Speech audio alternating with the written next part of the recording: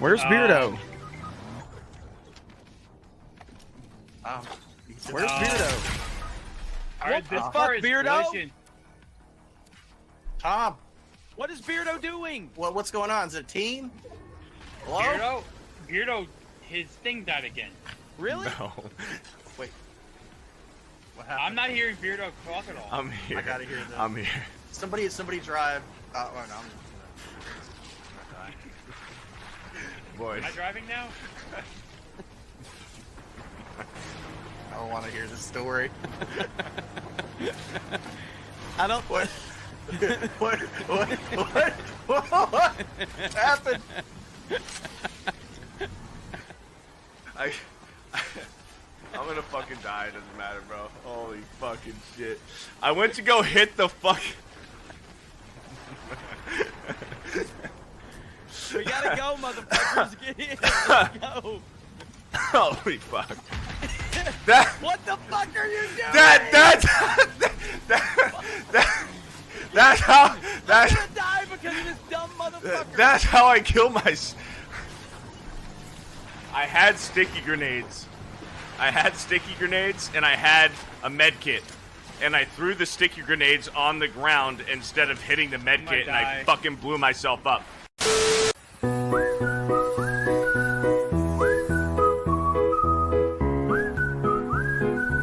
No!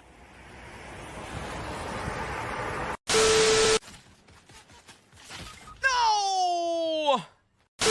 I need to know how a spoon ended up on your back at 3 a.m. I don't know. I think I was eating applesauce and was watching TV. I just fell asleep. Just sitting in bed eating applesauce. You just fall asleep. Yeah, one of those days, man. You wake up with the spoon on your back.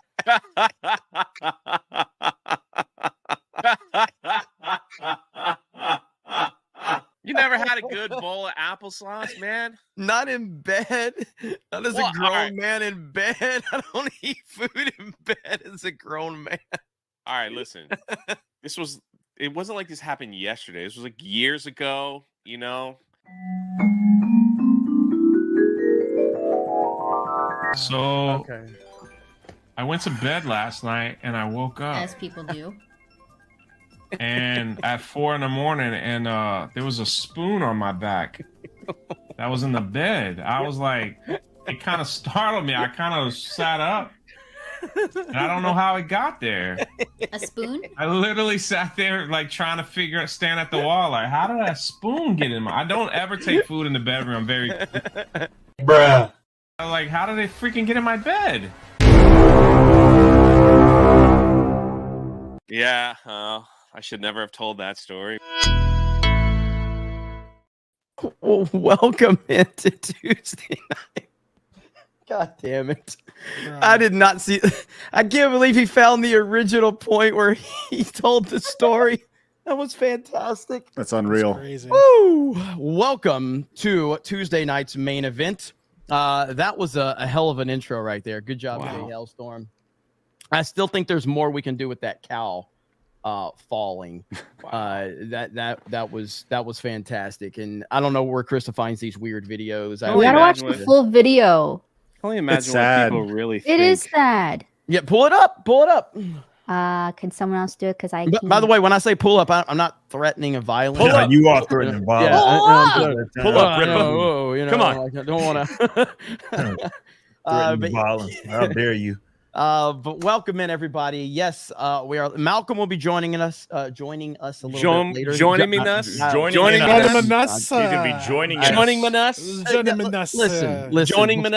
And I wish everyone else would have been here, but like it was like 10 minutes before the stream. Jay like pops in. It's just an avatar. He goes, I gotta go get some water. I'll be right back. You like made it out like I gotta go get some water, guys. I'm sorry. Like it's the first thing he said when he joined the room. It's not like we've been in conversation. I was thirsty. Like, Nick pops in. He goes, guys, we're like, I gotta go get some water. We're like, oh, okay. I'm not this weird in real life, people. I'm Yeah, just saying. yeah, Yes, you are, Jay. I've met you in real life. Yes, you are. Uh, Yo, is that a Long John He is, Silver's? Hit the brakes!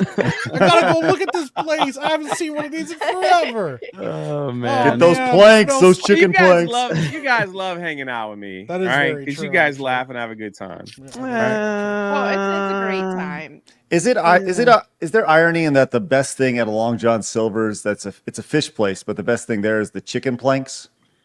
Just Yeah, saying. it's I very have not ironic, been but to it's Long on- I John have Silver's in I haven't been in never so in my life. long. No, Never in my like life. no, but like seriously, we used to go to Long John Silver. That and Captain D's.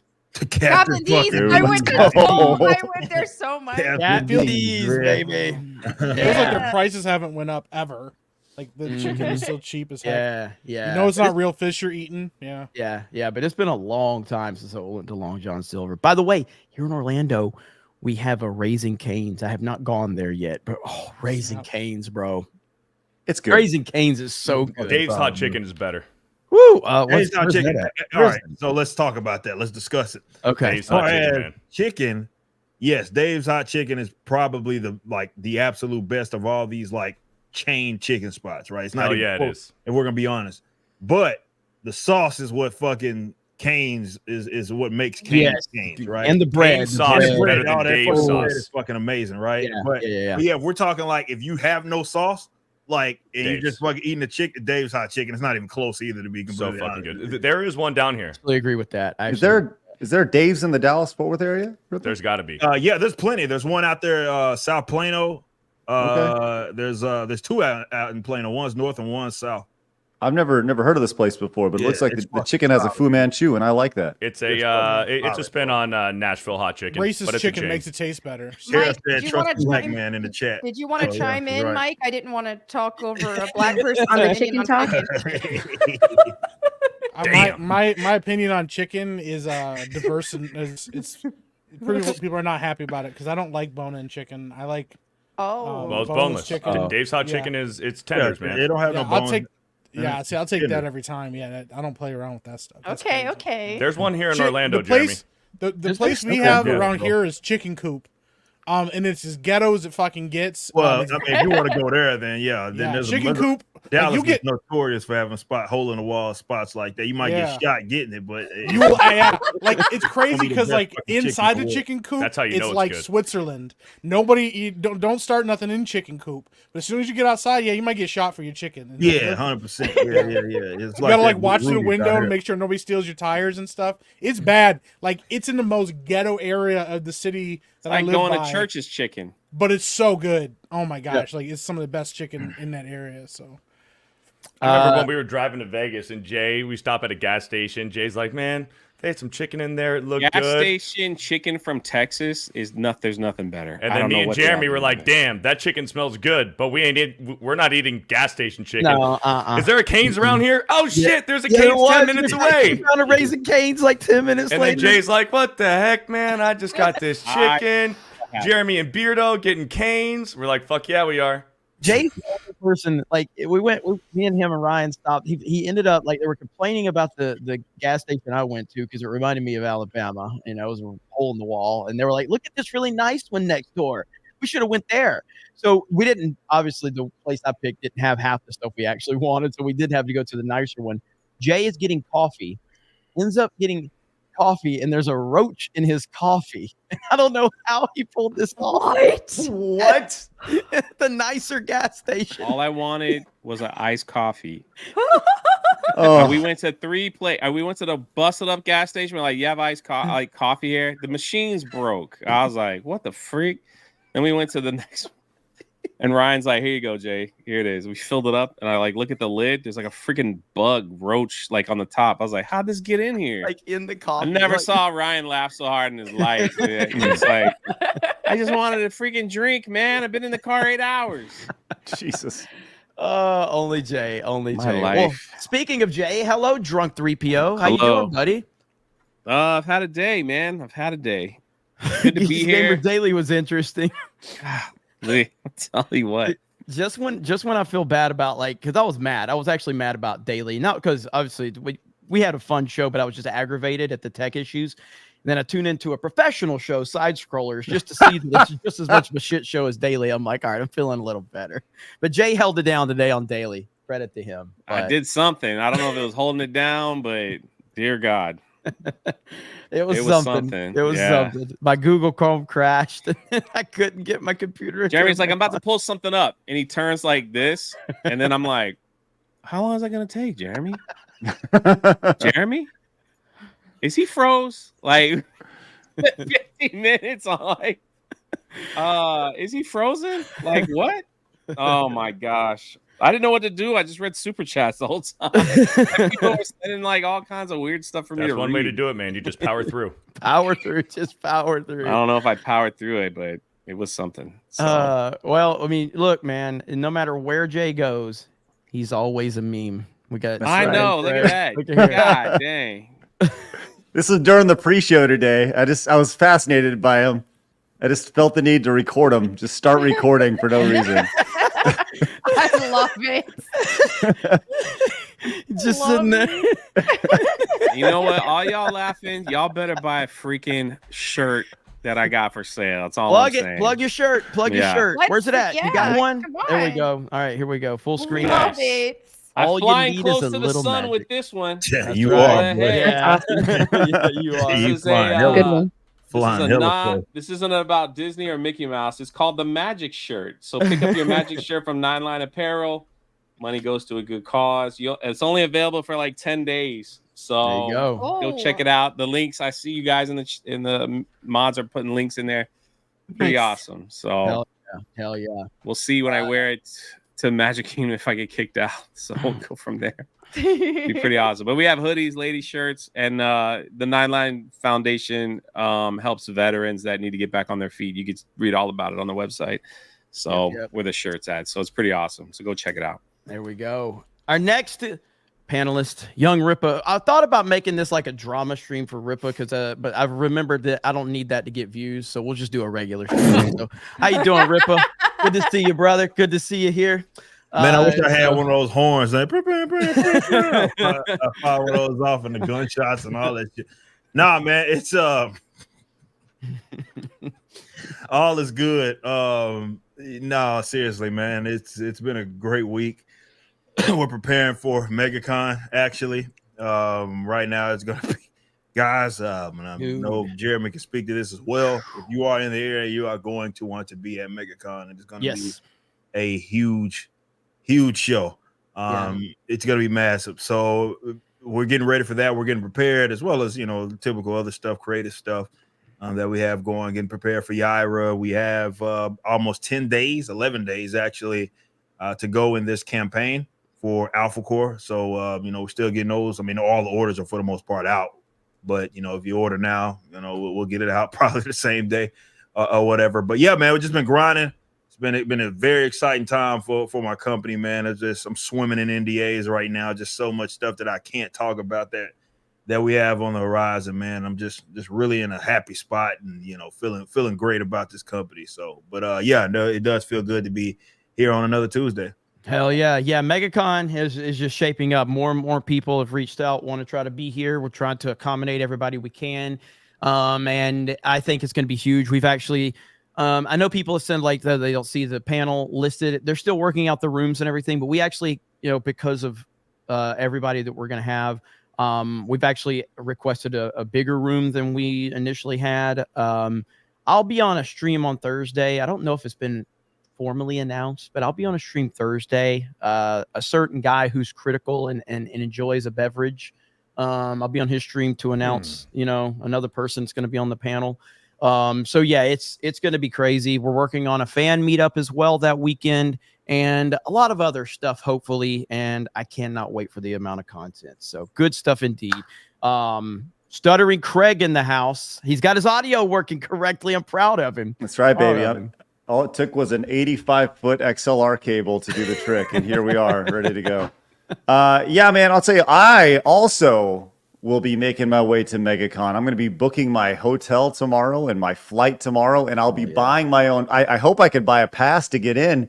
But I might be just give me till Somebody tomorrow. figure it out. I think I got you. So Okay. give me till tomorrow because I think I got you. I've been right. working on a lot, so I need to actually call you to go over a couple of details with you on it. But don't buy anything yet. All right. Okay, sounds good. Well, I'll do that. But yeah, looking forward to that. I got a lot of stuff going on, man. I'm going down to I'm going down to Waco. I got a bunch of interviews coming up. I was supposed to interview Maven today, former WWE wrestler. Yeah. By the way, does anybody here on the panel have any questions for Maven? Because the interview got bumped to next week. Anybody want to know? I might, because I watch his YouTube channel. His YouTube channel's doing really well, and obviously, he's really good. He's really good. So I might, and that's really cool. Congratulations on that. I left a question So- in your chat, but you didn't respond to it. No, I saw it, and actually I had it queued up because it will be asked. Oh. Epic Mike. Ooh. All right. Pretty Listen, special. I take care of my friends. All right. I appreciate there. it. I actually remember when Maven started wrestling, like back in the day. I was like surprised when he started a YouTube channel because, I mean, he was kind of up and coming at the time. That was pretty cool. Yeah. He also, got some pretty bad gimmicks during his career too. So. Yeah, we're definitely going to talk about that. We'll be doing that next week. So, you got a bunch of great interviews coming up. I'm going to be doing a little bit of traveling for the show for the first time. Going down to Waco, and then I'm going to Megacon, and then we're going to be announcing some stuff for ourselves. We have February 15th is the officially start of year 2 for Side Scrollers. We're just almost a year old, and we got some plans for that too, which is going to be really, really great. So got a lot of good things going on, baby. Hell yeah, good stuff, man. I'm excited, man, and everything you got going on Side Scrollers is awesome, and Thanks, brother. anything we can do to help, with that, I'm all for it, man. It's awesome stuff indeed. Melanie Mack, who red hair lit the internet on fire. So how you doing? I am doing great. I'm excited because Steelers are in the playoffs. This is good stuff, but we do have to go against the Bills, so I'm kind of nervous. But yeah, other than that, I became an aunt again this past weekend. So I have a niece and a nephew now. Let's go. Okay. It's All right. fun.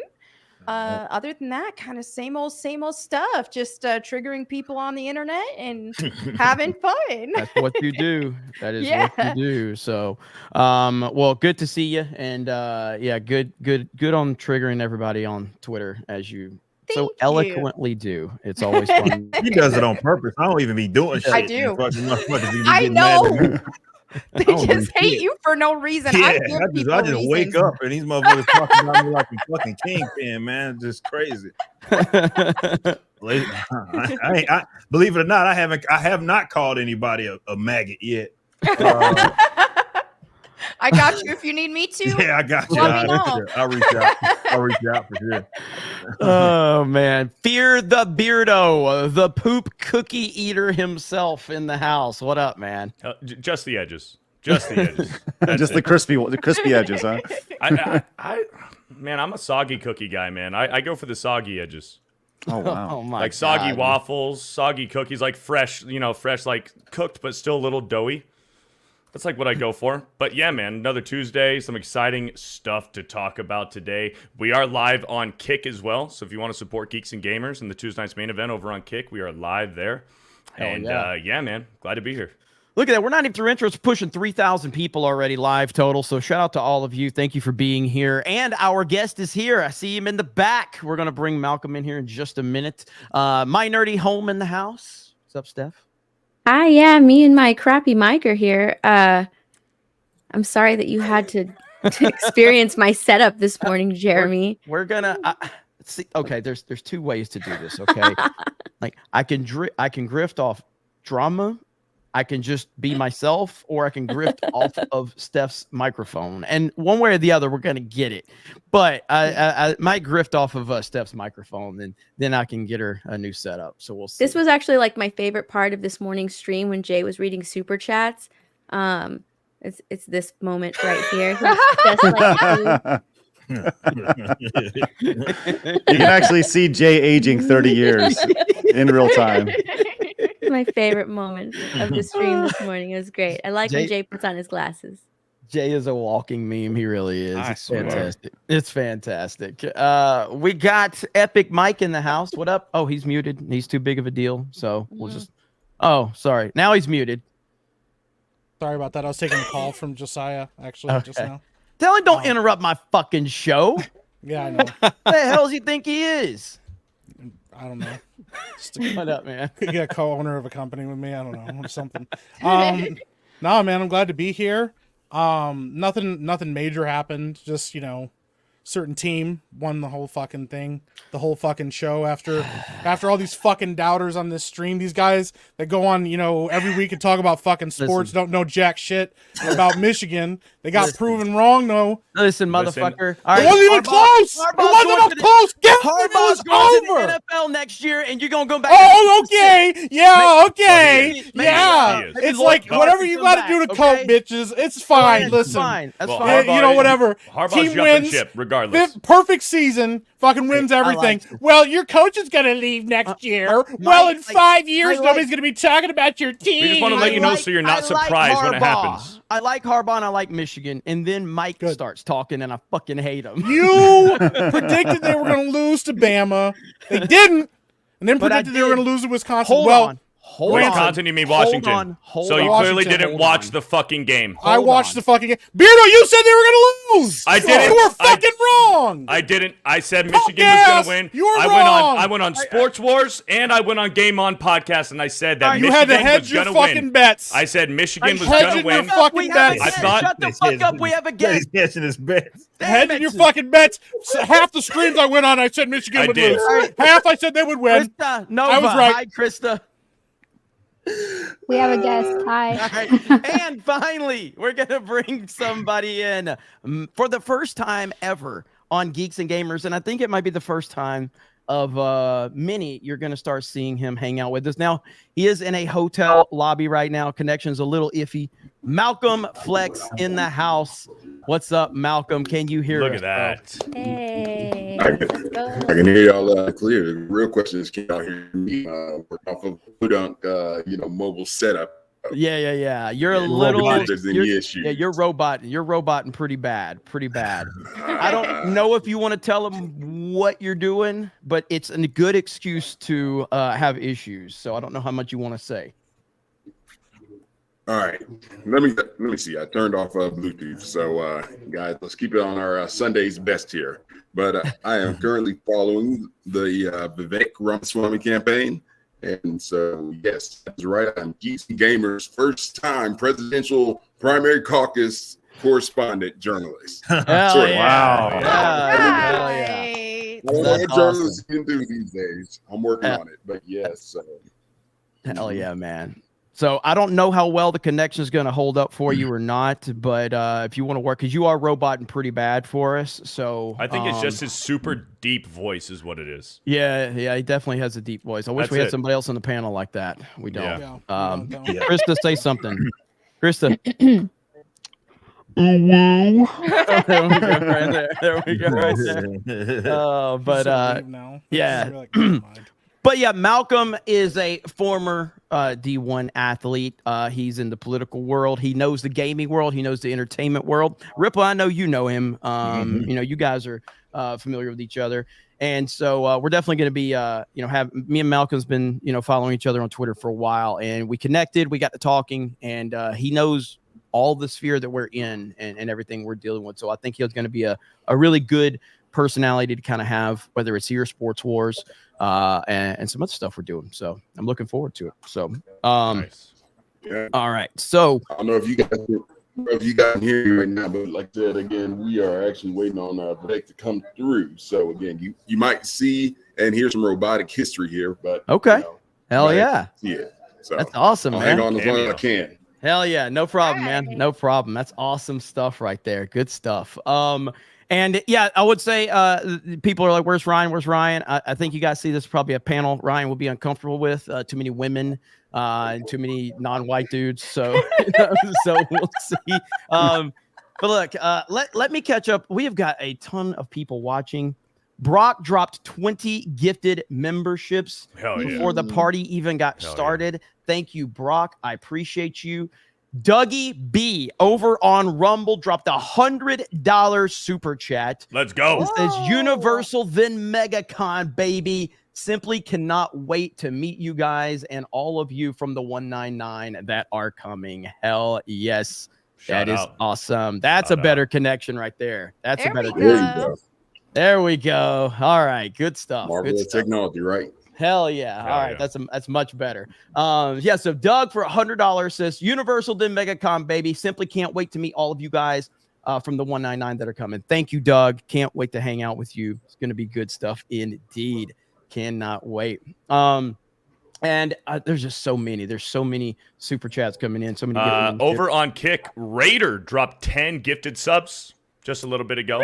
Shout out to Go. Raider. And he dropped the there we go. $51.99. He dropped the $51.99 over here on YouTube. Jonathan Let's go. Chesser with the 10 gifted memberships. Thank you so much. Appreciate that. SBZ says, glad you've got your mic fixed, Steph. This morning you sounded like Jeremy. Yeah, it was pretty bad. I had something in my throat. It was pretty bad. Yeah. It was kind of rough. All right. So the first topic we want to talk about here. Are you guys excited for Star Wars to be saved? So fucking excited. I'm I've been ready. waiting my whole life for this. I'm ready. Star Wars is saved, ladies and Saved. gentlemen. The announcement that we've all been waiting for is now here. Here we go. The Mandalorian movie, Oh. a go with Let's Jon go. Favreau directing. The Mandalorian and Grogu will film this year. Lucasfilm announced. Look at there. That's weird because I thought at Star Wars Celebration they announced that Filoni was going to be doing this film, not Favreau. So it's like, no, well, I think that now again, I haven't read all the details. So apparently Filoni's going to do like a Mando verse movie, but I don't know if it was this one, but that is interesting. So are you saying this is the one that they had announced for I don't Filoni? know, but it just sounds like it. This is what it. If you want to know the truth, this is what it sounds like. I think the Rey film was getting so much backlash online that Star Wars just dropped these things today without hesitation. So they were just like, hey, look over here, Mando movie and Ahsoka season 2. They announced that today too. So they were just like, hey, look over here. This is where you need to be excited again. So Yeah. that's exactly what I think was happening because of the past 3 days, the director for the Rey film, which name I don't understand how to say her name, but it was getting so much backlash that they just threw something out. Yeah. So I mean, that's what I think is happening. But for some reason, I feel like they were like, this was going to be Filoni's movie, not Favreau. Maybe. But I could be wrong. Yeah, it could have been. It could be. Malcolm, you got some background noise. I would just mute it when you're not talking about. Yeah. So I don't know, man. Honestly, if I'm going to call a spade, okay, I kind of feel like this does have more normie momentum than anything else they could announce because of Baby Yoda. Because of Baby Yoda. Because people did like the Mandalorian season 1 and 2, I guess, and I didn't see season 3, but apparently season 3 really did fall off for a lot of people, and even interest fell off. Season 3 was ass. Yeah. But I didn't even liked bother season watching 1 it. and 2, but I did not too. watch season 3. Season 3 was a giant bag of ass. It was Yeah. terrible. Yeah. Now, Garbage. you nailed it though, Jeremy, because here's the thing, right? You know who doesn't know Ray? My 9 and 11-year-old daughters. You know Good who, on you. You know who knows Baby Yoda? My 9 and 11-year-old daughters. Yes. Right? Yes. So is Star Wars officially down bad enough to where the franchise is going to be saved by Baby Yoda?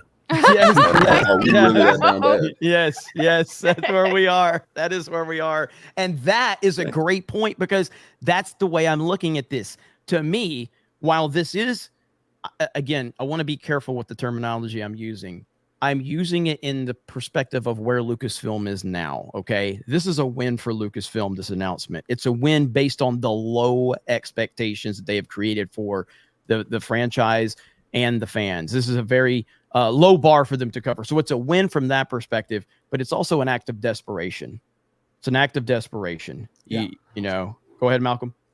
I was about to say, so where do ratings need to be before we call this at least moderate success? We're not going to say great success. We got to but know let's how try much they're moderate. going to spend on it. Yeah, the Yeah, budget. exactly. Yeah, because one of the problems with Disney, whether it's Marvel, Pixar, or you can't say really Lucasfilm, I guess you can't say on the budget side, but like their budgets have been out of control on their movies. So something like the Marvels just came out to a was it a $250 million production budget? $300 million. Yeah, you know, and it didn't even, it lost several hundred million. So like if they're going to come out and put $200-300 million behind this movie, it's going to need to make damn near $1 billion to be considered a legitimate success. And I don't know if they can make that. I mean, Jay, you're obviously plugged into the Star Wars stuff. What do you think about all this? I think they've kind of wrecked this Mandalorian with season 3. It was god awful. All the momentum that they did have at the end of season 2, they destroyed it in the Book of Boba Fett when they the whole Luke coming back and handing Baby Yoda off to Luke. They just completely destroyed it because someone there in the office was like, we got to keep these two together, even though it looked like that was probably the end of that story for a while. They even came out with like an official poster. I don't know if you guys saw this with Luke and Grogu training while Grogu was making his lightsaber. It just seemed like they were going that route, but then somebody panicked and were like, hey, we've got Mando season 3. It's not good. We got to get Baby Yoda back over there to maybe save this series because Lizzo and Jack Black aren't going to cover it. And I don't know, man, the interest for I think the Baby Yoda hype was big at season 2, but it just doesn't seem like it was there for 3. So I don't know, man. I will tell you, so I can't obviously I would be vague about it because this was a private conversation. I spoke with someone that was pretty high up in the toy industry. I'll just say that. They told me Baby Yoda was the biggest thing that they had seen in a decade. I'm not surprised. Like they said, it was unbelievable. The Baby Yoda craze.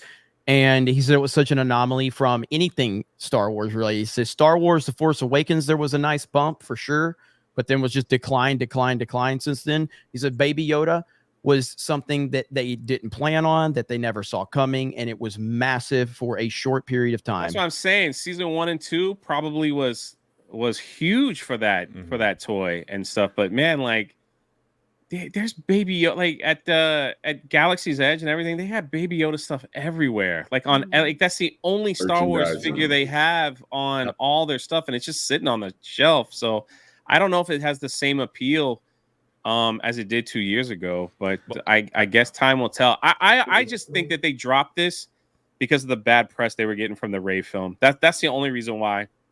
Yeah, I think they just had this in their back pocket. And they're like, we could release it anytime. Like usually Star Wars does a big splash or something like that. And now it's just a tweet. It's like, here you go. Here's some news to talk about. Here's just a tweet. And it's like they dropped 2. They did Ahsoka 2 and this Mandalorian I forgot about that one. Shoot. Yeah. Wait, that's right. No, that's right. So that happened today too, right? Yeah, today? Yeah. I didn't even... I forgot. You're right. So you can't tell me this was not some kind of cover up for all this negative press that they're getting from this director for the Rey film. It's got to be part of it. That is, because it's like everybody's looking here and they're like, look over here, look at this way, look this way. So, All right, Melanie, what do you think about this? I know you're excited as a woman. You're finally getting representation in Star Wars. I mean. Yeah, I think that all I really care about, and one thing that I will actually consider watching is the Mandalorian movie. I will consider watching it, even though season 3 I was checked out, but I did like the first 2 seasons enough that I will go ahead and look into it, at least see what the trailer is like. And I do love Baby Yoda. Baby Yoda is very popular with girls. We love him. He's adorable. So, I mean, I'll give it a shot, but anything else they're doing, I'm completely checked out of. I agree. This seems like desperation. So let me, go ahead, Malcolm. I was about to ask. So, all right, let's role play a little bit. I know we're taking it a little fast, but let's pretend I am the Lucasfilm salesman and I'm knocking on your door. I'm like, hello, is this Melanie Mack? Yes. So I would like to interest you in some more Star Wars. What can we do to win your business? What do you respond? I would say I would rather Star Wars go closer to its roots, stop the pandering and stuff, and go ahead and bring back the male leads, because girls like male leads in action films. Why would we not? Like, we get to see men be superheroes and stuff. Go ahead and bring that back. Stop trying to pander to women. Stop trying to shoehorn and force things with this female lead that just isn't working. And if you insist on a female lead, do it right. Reference, look at classic Lara Croft, not the new stuff. Yeah, but I definitely would want to see Star Wars go more to its original roots. Good. And cute baby Yoda and cute stuff. All right, I think if they rehire a certain somebody, then they might have a chance. So, yeah, So, I mean, go ahead, Craig.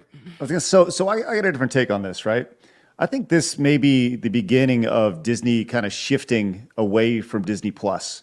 Well, you have something that is with Mandalorian, that Baby Yoda, that is such a huge IP with Disney, right? As you said, it's one of the biggest things in the toy industry in the last decade.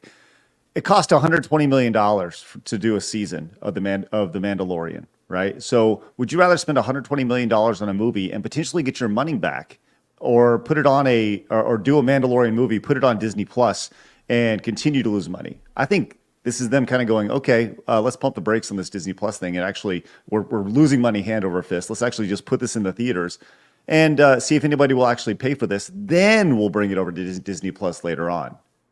Perfect, because Star Wars is meant to be an event. It's meant to get people to go talk to each other in person, hang out at the theater, anticipate what's going on. It's not meant to be a streaming service.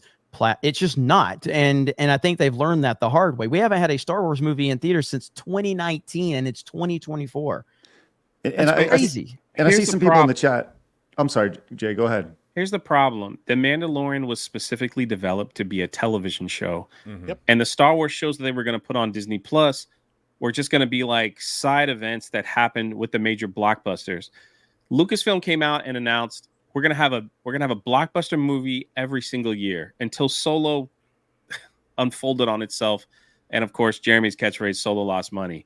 The sequel trilogy was not as loved as what they thought. So they decided to say, let's just throw everything and build up our streaming service. But Mandalorian was always advertised as, if you miss Star Wars on the big screen, go watch it on our television. You know, here's a little sideshow. It's a Western. It's a little different. It's not going to be filmed like a major blockbuster. But when they introduced Grogu, that like Jeremy said, that was like the biggest, holy crap, we got something here that they didn't even know. They didn't even have Christmas toys or anything ready after that first season, when people on Etsy were making like thousands of dollars making Baby Yoda toys, to the point where Disney tried to shut a lot of that stuff down. Like I did videos on that too, where they were like, man, I've been making this stuff over and over. And it's like, all of a sudden now they want it shut down. So, you know, and to take a television show and put it on a big screen and expect it to be a big event, I think is, I don't know, man. I just don't see it. I see people saying, well, I could just wait. It'll come on Disney Plus in probably 2 months. So what's the point in seeing this in the big on the big theater? They have no idea what they're doing. They're constantly trying to steer the narrative. Like this is what I'm talking about. This was the headline today. Excuse me, I didn't mean to share without letting anybody know, but it says today ended up being a massive day for Star Wars news. So even like the media is saying, hey, look how awesome Star Wars is after the last 5 days of everybody trashing how terrible like Star Wars is in a direction. We talked about Roberto Blake's tweet. We talked about normies, people that aren't even in this, I guess, culture war, people that are just kind of like normies to Star Wars, even saying, what are they doing with this franchise, with this Rey film? So I just think like this is just a PR stunt. It just doesn't look like anything else. And the fact that they can't even, if Disney's doing this, and what we've seen in the last few films with the Marvels and everything else, it's like, how can we expect anything? How do we expect anything good? You know, I think it is damage control, but I also think they're desperate because they don't have enough Star Wars material hitting the big screen. Like they did Rogue One, there was supposed to be like, you know, their main Star Wars movie. The next year was going to be a spinoff, and then the main Star Wars movie, and then another spinoff. But you know why, Beardo? Because nobody cared. Correct. Well, and nobody also wanted to spend the money. And Solo sucked. Yes. They're like, so let's back up a little bit.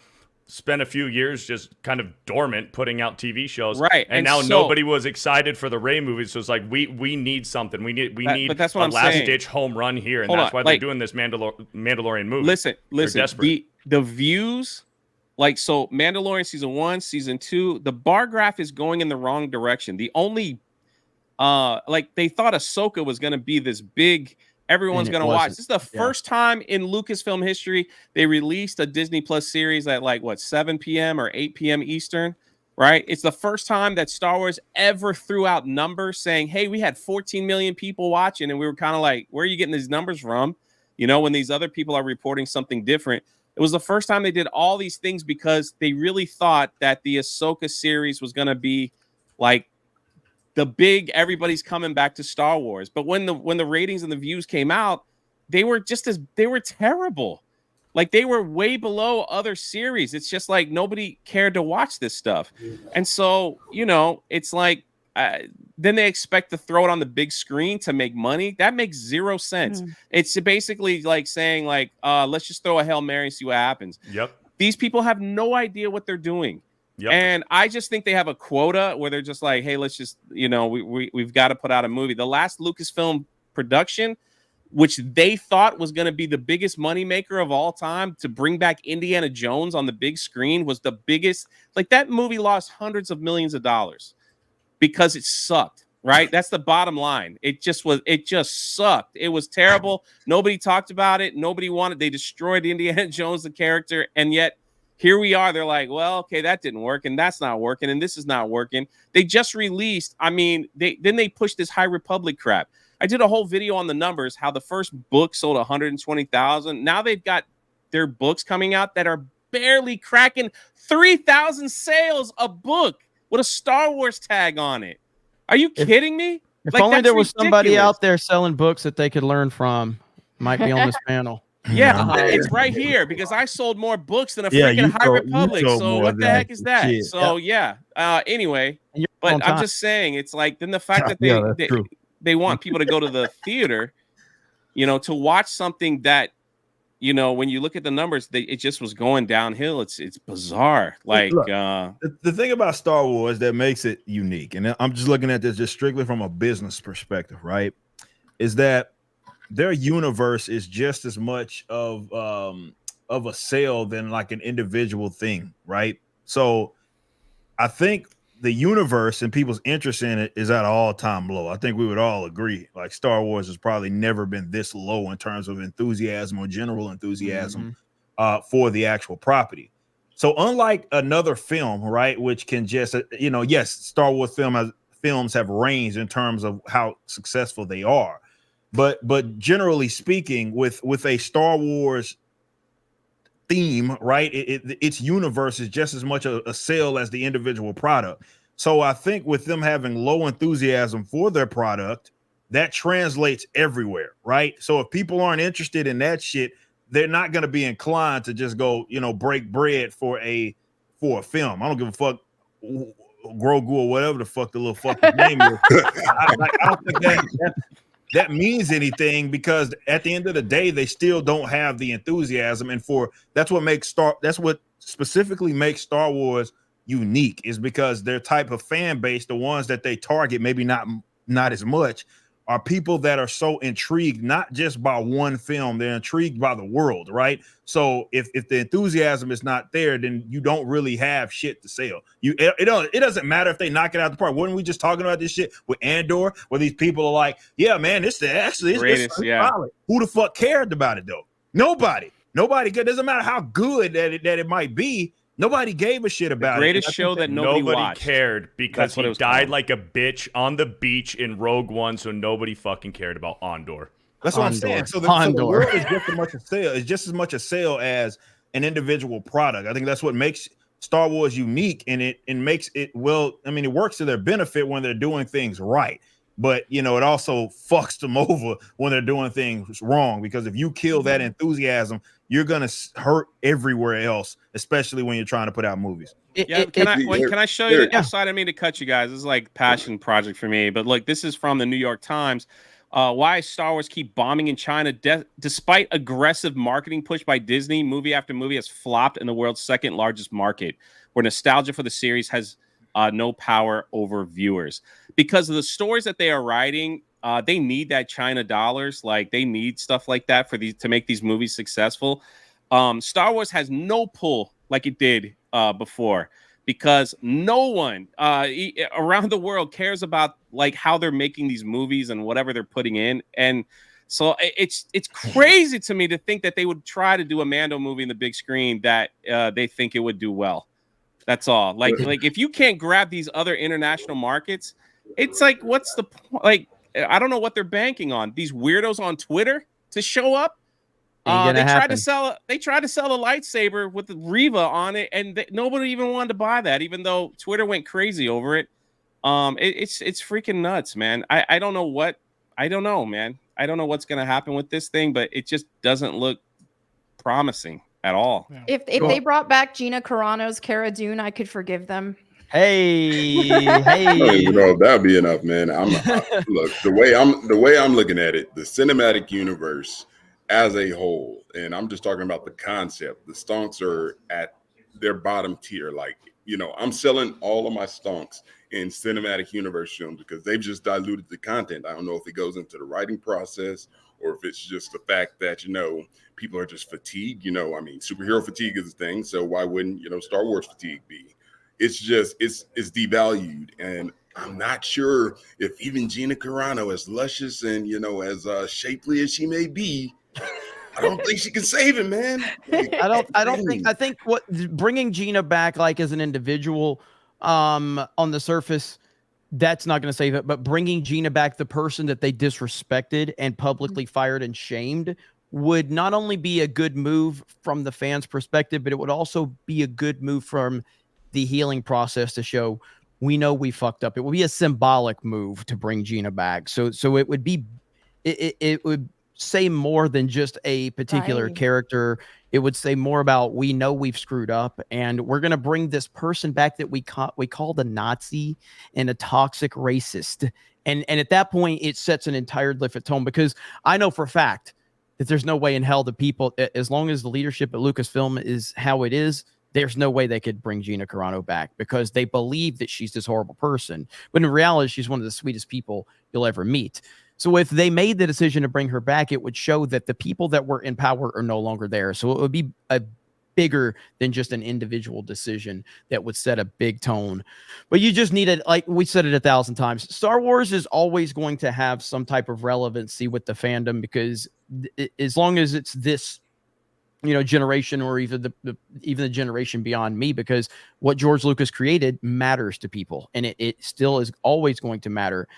And you still have that opportunity if you're Disney, but it needs an Elon Musk Twitter situation right now. It needs someone to come in there and fire 95% of the weirdos and start over and get the right creatives involved. You got to gut this bitch down to the studs and start all over again. But that's going to cost so much money, and they don't have it. They don't have that kind of money to do that stuff. And here's the thing: they spent so much time on the back end trying to build up the High Republic and make it this thing. And they're like, yeah, in the future, that's what's going to be the future of our franchise, blah blah blah, stuff like that. And nobody bit into it. Nobody wants that. It's garbage. And so now what they've done is they've just got caught into a place where now they're just self-referential. They're using nostalgia to build nostalgia. I honestly do think they thought at some point announcing that there was going to be a Rey trilogy was going to be like the thing that reignited Star Wars. Like, guys, Rey's getting her own trilogy, but they told us it's not a trilogy anymore. It's standalone. Well, see, that's even better. But they're like, hey, we're done with the Skywalker stuff. We're not doing that no more. But Rey's last name is Skywalker. You made a very clear point that she's Rey Skywalker. And here's the thing. There is a treasure trove of stories, not just in the extended, the now called EU, but like you still have the Old Republic, which is full of shit that you could have been like, yo, we did it wrong. We dropped the ball. We get it. But you know what? We're going to go to the Old Republic. We're going to do it right. We're going to adapt these stories. There's a ton of stuff in the Old Republic to do and deal with. Nothing. Oh, we're going to go in a different direction. We're going to start our own, a totally new story in Star Wars. Nope, nothing. It's all nostalgia. They don't know how to create anything new. They're completely creatively bankrupt. And that's the thing. That's why they just keep grabbing these characters and going, well, what if this character got a movie? What if that character got a movie? What if a Mandalorian got his own movie? And you're like, what if you just like, I don't know, wrote something new and tried something? But they're not capable of doing any of that because they don't actually have any creativity. They don't know, they don't understand what made Star Wars successful. They don't understand how to continue to make Star Wars profitable. And it's, I don't know, man. Well, I just think that's more or less what this boils down to is they have a bunch of retards running the company. It's just, it's not, I don't even think it's that fucking complicated. I just think that they have retards. And the reason why I call them that is because I mean, They're retarded. Well, they are retarded, but on a serious note, they are. But you know, you look at this recent, like the Charlemagne, whatever the hell his name is, you know, and some of her bonehead things it is that she says regards to activism and all that, like that shows you they've learned nothing. Like I think that's symbolic by itself because it shows and indicates these guys ain't changing course for shit. They're not doing anything. They are bringing in the same type of attitude that got them into this situation. Okay.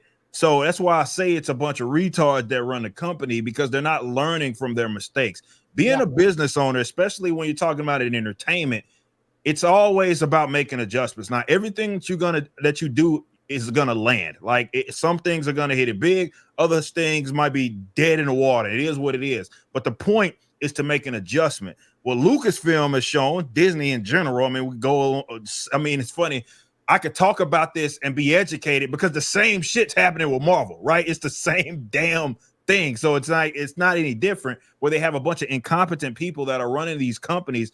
And instead of being like, hey, that didn't work, that turned our fans off, we need to, you know, kind of reconsider and adjust. They double down, they triple down, they quadruple down. And that's why I'm saying at this point, it's just straight up mental retardation. And if you talk to these people, I'm sure some of you guys have maybe talked to folks on the inside. I ain't talking about like the guys that make the shit churn. I'm talking about their leadership, the creative, the leadership that are over the creative development, over the creative process. They're fucking retarded. Like they don't know. They don't. I mean, if you have a conversation with them, they are living in a completely different dimension. And the things that we talk about are the issues. It's not even on their like fucking whiteboard of problems to deal with. They're not even considering it. Well said. Well said. I got a question for everybody. Go Malcolm first, and I'll let Craig go. Mm-hmm. Yeah, no, I was about to ask, can we save it? Because what I look at, and this kind of goes back into the business owner mindset. It's like, okay, let's be Lucasfilm for a second. Let's pretend we're about to go to Daddy Iger. You know, we put on something real nice, form-fitting, and attractive, snuggle up to him and be like, Iger-sama, can you please open your wallet for one more time? And Iger just throws a blank check at him and says, okay, go right ahead. What kind of movie or what do you do to save the franchise and to turn it out and pull it out of you give me complete creative control? 100% creative control? 100%. You reboot everything. You eliminate everything Disney's done since they purchased the company. You start all over. You eliminate every single thing. You eliminate everything and you pick back up. This is the first thing we've done since Return of the Jedi. And give me the Star Wars hotel. I can make it successful. 100%. If you go to Disney World, they have themed hotels there that are cool, that are part of the experience, not the dog shit that they created that failed within a year. But yeah, you eliminate everything, and I mean everything. And just so everybody's gonna, because people in this like, well, you can eliminate everything except for Rogue One or Clone Wars Season 7. Casualties of war. Okay, that is just part of it. All right, collateral damage. It's gone. Everything that they have created from the moment George sold the company gets thrown into the trash, and it does not matter anymore. You also, so from that perspective, I do that. I send out a public apology to Gina Carano for the way that she was treated by the company. And I think that sets a tone. And then you call George Lucas and you tell him to help you. And then from that point, it's up to George. It's to what he thinks can do. George, man, we fucked up. Yes, 100%. 100%. Please help us. Yeah, you call George and you beg him. You tell him he's our only hope. And then from that point, whatever George wants to do with the broken shambles that are left, that's the direction I would go right there. Craig, what were you going to say? Yeah, I just had a question for everybody. You guys who are super, like I said, I'm not a huge Star Wars guy, but you guys are obviously very passionate about Star Wars, and you guys grew up with Star Wars. You guys grew up playing the games, watching the movies, reading the comics, dressing as the characters. I would imagine. Is that somewhat accurate? Oh yeah. Yeah. Okay, cool. So and this was when you were in elementary school, middle school, right? So I was just looking through Google Trends, and my thought on this is, and you guys are 100% right on this, in that Star Wars is a dead franchise. It is a dying franchise. It hasn't been relevant, and the reason, and I come with data to back it up, because you look at something like Fortnite. Data is racist. I just want you to point. I just want Good to point point. out Yes. it's racist. Hold on a second. Bring it on, then. Here we go. Let's go. But here's just a real quick search. I shared my screen. This is three popular franchises, right? And you may have saw it there. I may give you a little sneak peek here, but I'll give you a guess as to which one is Star Wars in comparison to the other two. And the other two are video games, right? So Star Wars is blue, Fortnite is red, and Minecraft is green, is yellow. And here's the beautiful thing about this, is that when I go to my kids' schools to pick them up, I don't see, this is the old, like, I go based off of this data is great, but I also go based off of what I see. And I don't see kids wearing Star Wars stuff. I see them wearing Fortnite stuff. I see them wearing Minecraft stuff. So the long-term outlook on what Star Wars is a failure. It will be a failure, because ultimately the people who like Star Wars, or at least did like Star Wars, are aging out. There is no young generation for Star Wars. Baby Yoda is the closest thing you're going to get, but I think it's a fad. Yeah. So, I think that's the reality of what you're dealing with from a Star Wars perspective. What you're seeing, though, go back, pull it up. Oh, I'm sorry. Back up, because what you're not wrong at all, but it's not because Star Wars can't do it. Okay, so that's the prequels in 2005. That was the prequels. That was probably Revenge of the Sith. That was Revenge of the Sith. That was the third film in the prequel trilogy.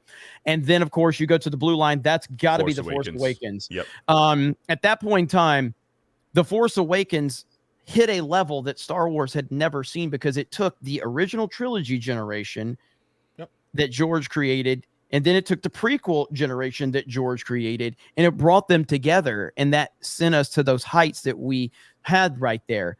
And then from there, they fucked everything up. Like, everything was bad. Now, you still got your bump from The Last Jedi, which is that second blue line around that second peak right there. I think that would be 2017. Is that what that second blue line is? So that's going to be the Last Jedi, and then your other bump is going to be Rise of Skywalker, more than likely. And then from there, it's over. And it's like, you see the peaks. The people want to like it. They want to support it. They want Star Wars to be good, and they keep hoping. They keep going out and hoping that it's going to be good.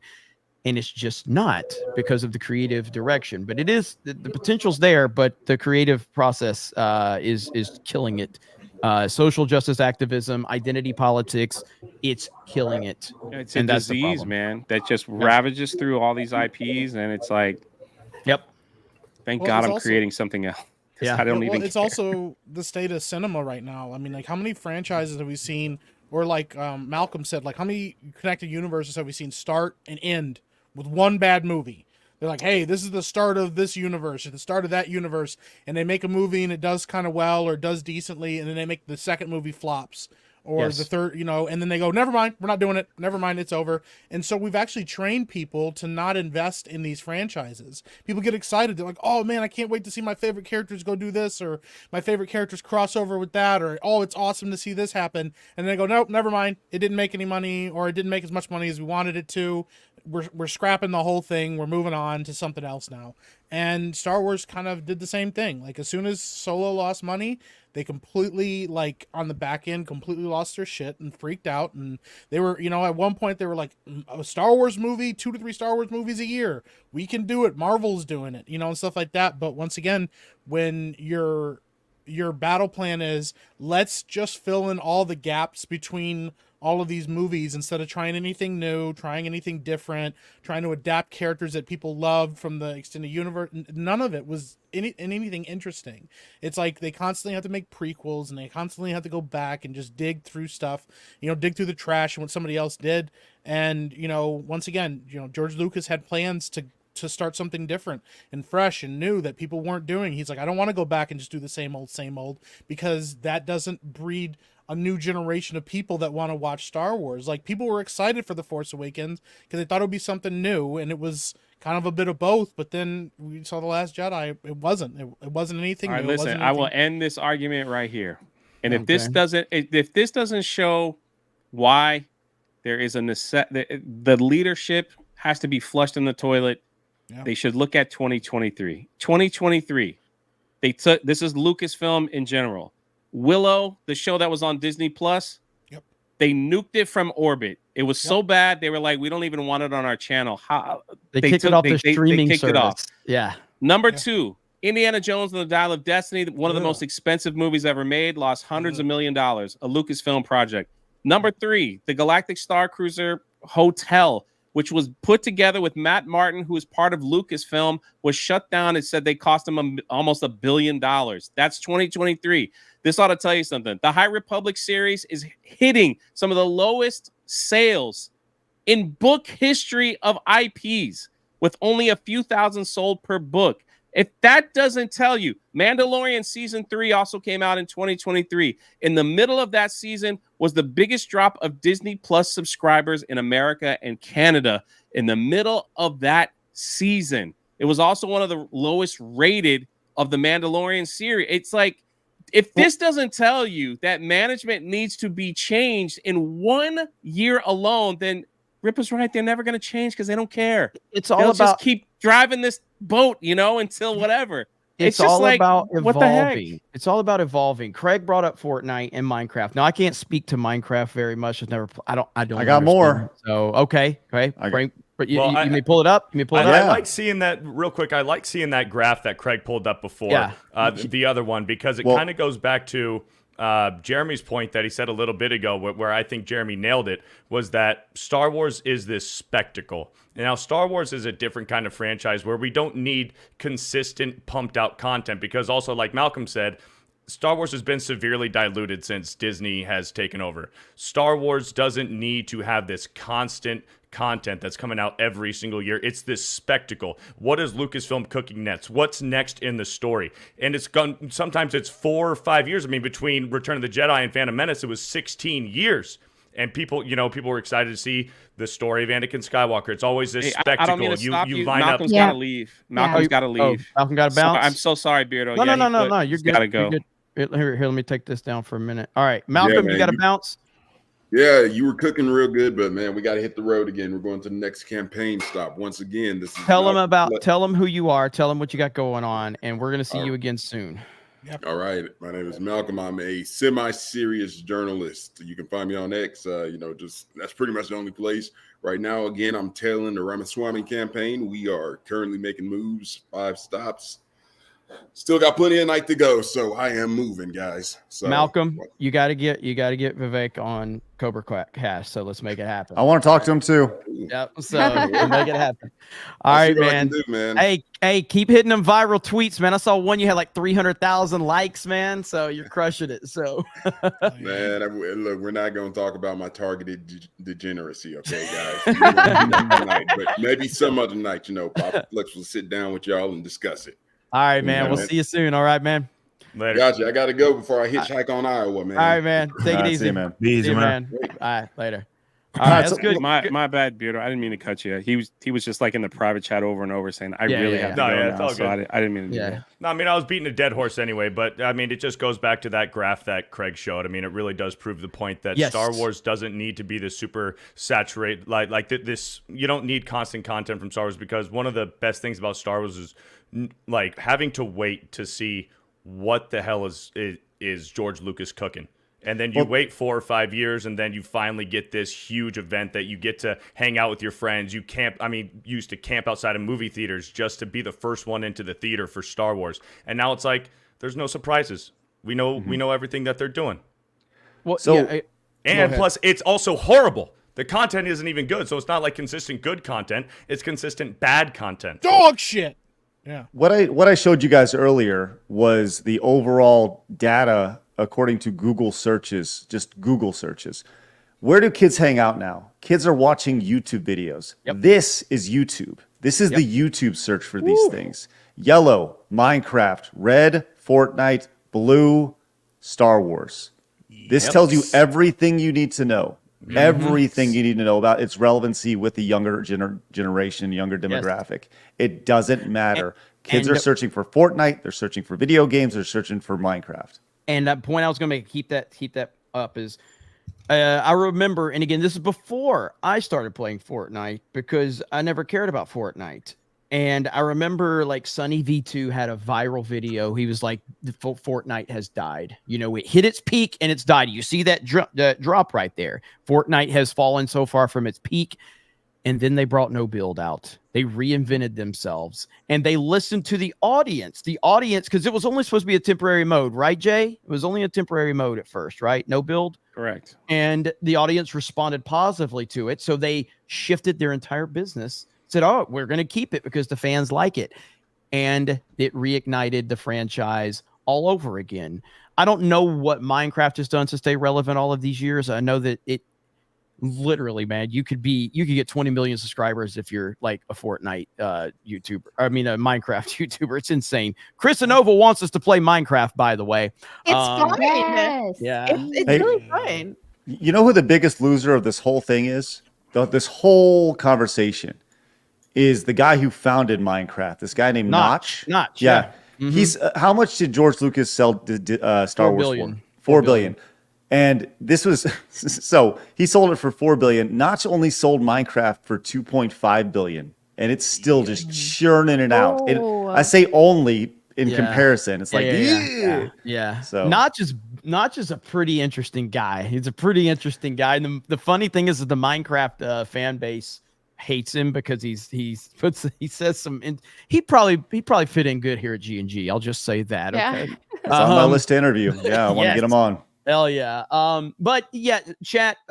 I'll put a poll in the chat. Do you want to see G&G play Minecraft? So Krista, throw that poll up there and let's see what the chat says. And again, you're gonna hurt Krista's feelings if you say no. I mean, say no right now. Played it like 1 or 2 times, like in passing, and It's fun. I just got to look again. I was very anti Fortnite. Now I'm a crack addict when it comes to Fortnite. So I'll give it a shot. You know what? I don't want you to play because I remember now the last time we played that game, you killed my sheep. Yeah, I killed your animals. So yeah, so that was about the only. Never mind. I don't want Jeremy to play anymore now. I'll play with Jay. No, you murdered the sheep. Yeah, so again, the whole Star Wars discussion, it's an endless rabbit hole. It's always going to be a thing. I wasn't planning on talking about Star Wars tonight, but then they announced the Mandalorian and Grogu movie. And I was like, well, we got to talk about this. And it did kind of create a really good discussion. So that was super, super awesome. So I appreciate all of you. Tonberry Masta for 50 says, wow, Mac sporting the Aquaman 2 Amber Heard look. Bold choice. Minus the poop in the bed. There is no poop in my bed. Just beef jerky. Just to be clear, right? Just to be clear. Linko Kenobi for 50 says, what's up, guys? I really don't care about Star Wars anymore, especially Marvel and DC. I think what they could have done was put the Mandalorian series before episode 1, and I believe they could have created created new stories. Hail the 199. Yeah, I mean, look, I think that, man, Star Wars is always going to be something that's interesting to talk about, even if it's the disaster known as Star Wars. Again, I've been reinvigorated with all of this stuff just in the past 2 weeks because of the Rey stuff, and then the Star Wars Theory interview with the psychologist, and the way that all the respect women crowd were really mad that Star Wars Theory had a really hot chick on there that was saying, hey, women are professional victims in the West, and women don't care about Star Wars. They don't care about representation in Star Wars. Right. And all the social justice freaks were like, this woman doesn't need to be talking about this. It's like, what? What happened to women deserve a voice? Oh, wow. So can Star Wars be saved? 62% says no. 28% possibly. 9% says yes. Okay, there you go. All right. What about the Minecraft one? We're going to do the Minecraft one? Krista? I did it. Oh, you did it. Okay. So we'll see what they say. No, because Krista's sheep. So that's an interesting way to put it. But yes, that was awesome. Good discussion. Appreciate you guys for being here. 3,300 people here for Tuesday night's main event, and another 300 over on Rumble. We are rocking and rolling. Again, Megacon Orlando happening first weekend in February. G&G panel will be there. It is now a G&G FNT panel. Gary will be there. There's going to be another guy that we're going to be announcing very soon. A critical guy who enjoys a drink or two. Gary already announced it. Damn it. Fuck Gary. Critical Drinker will be there. Gary I announced it. I have more followers than Gary. I have more influence than Gary, so it doesn't matter. I'm just messing. I know. You didn't have to say it. I was playing it up like I didn't know, Jay. Damn it. Jay, come on. Jay just does not get the jokes.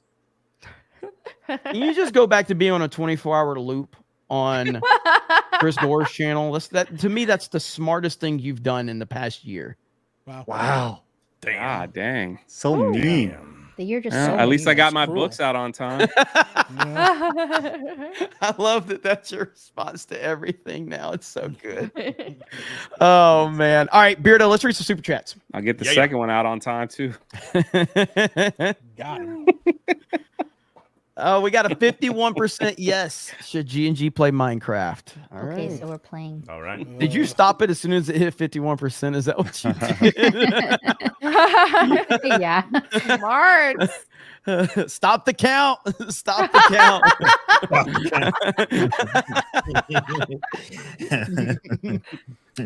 D-Day Direwolf for $20. Yo, Malcolm, hail the warband Poon Yeety. Malcolm's cool peeps, man. I'm glad. I think we're gonna have him on Sports Wars this Sunday as well. Obviously, talk sports, and and just kind of get his feet wet with the G&G world and kind of see where it goes from there. But I like him. Good people. Oh yeah, good dude. Matt H for $20 over on Rumble. When I first saw the ISOM announcement, I thought it was pronounced ISOM. LOL. Hail Tuesday night's main event, and excited to see y'all at Megacon. Let's go. Thank you for the 20. JMD Elite fan for 15 over on Rumble. Beardo, I missed last week's stream. What's this I hear about poop cookies, bro? You had Steph and Jeremy laughing so hard, I thought they were going to end up like the weasels who framed Roger Rabbit. Yeah. Man was wilding last week. Yeah, it was all right, Yeah. I guess. Elite Neo for $10. I see why we have Jay, Craig, and Beardo on this panel. 3 of the best super chat readers in the business. Is it too late to also get Gary on this panel and turn it into a super chat reading rotation party? Who's the worst of all of us is what I want to know. Depends on the day. I don't know. Dude, I said Orange Gonton. I said Orange Gonton. That man tripped over a word that I never, I mean, let's face it. At this point, they purposely will mispronounce and have bad grammar just to get me to slip up. Yeah. I mean, Gary said, because somebody put, The Last of Us 2, but they put, TL, he thought it said T. Louis Part 2. So he's like, T. Louis Part 2. And we're like, T. Louis Part 2? What the fuck are you talking about? T. Louis. Yeah. The best thing ever that ever happened, though. I can't laugh. I can't forget this. Please, somebody clip this moment from Friday Night Tights when it happened. I know many of you remember this, but we were 3 hours into Friday Night Tights and we were just going on. We were Gary was like laughing. You kind of know how that moment in Home Alone where the mom's laughing and then she stops. She goes, Kevin, remember that? So Gary was laughing about something. He's where's Chrissy? Chrissy wasn't discussed at all. Chrissy was nowhere to be found. It was 3 hours into the show until he just magically 3 hours in realizes in the middle of a laugh, where's Chrissy? We're like, 3 hours now? You've realized she's not here? It was so funny. And that's typical Gary. What about Opla? Opla was a good one. Opla was a good one. Opla was a good one. So we're just a bunch of idiots here. So if we can make it, you guys can make it. That's what it comes down to. We just got a 50. Hell yeah, a 50. Yay. Here we go. Fantastic Mr. Knox. There it is. Fantastic Mr. Knox for 50. Hail and good day, fellas. Melanie, digging that red hair, so here's the $50 dollary dues. Dollary dues. Dollary Thank dues. you. Thank you for the 50. It's gonna be cool to have Melanie here. Everybody here, man. Yeah. And speaking of Melanie's hair, this is brilliant. digging Melanie's hair color, realizing she might be going insane. I'm well past the insanity train. I've already gone insane, so it's all good. That was good. Oh man. Bolt 95 survivor for 10 over on Rumble. Rippa. I'm writing and illustrating a manga. I enjoyed your interview with Mike Barron, and I'm taking a similar approach to creating. Will publishing through you be an option in the future? I got 28 pages done. Publishing, I mean, look, Rippaverse is, we got to publish our own stuff. That's our focus. However, we're entertaining, ways that maybe we can help independents and other more like physical, like getting stuff out and stuff like that. In creative ways like that, less like just strict publishing. But and we're entertaining. There's not anything set in stone quite yet about any of that.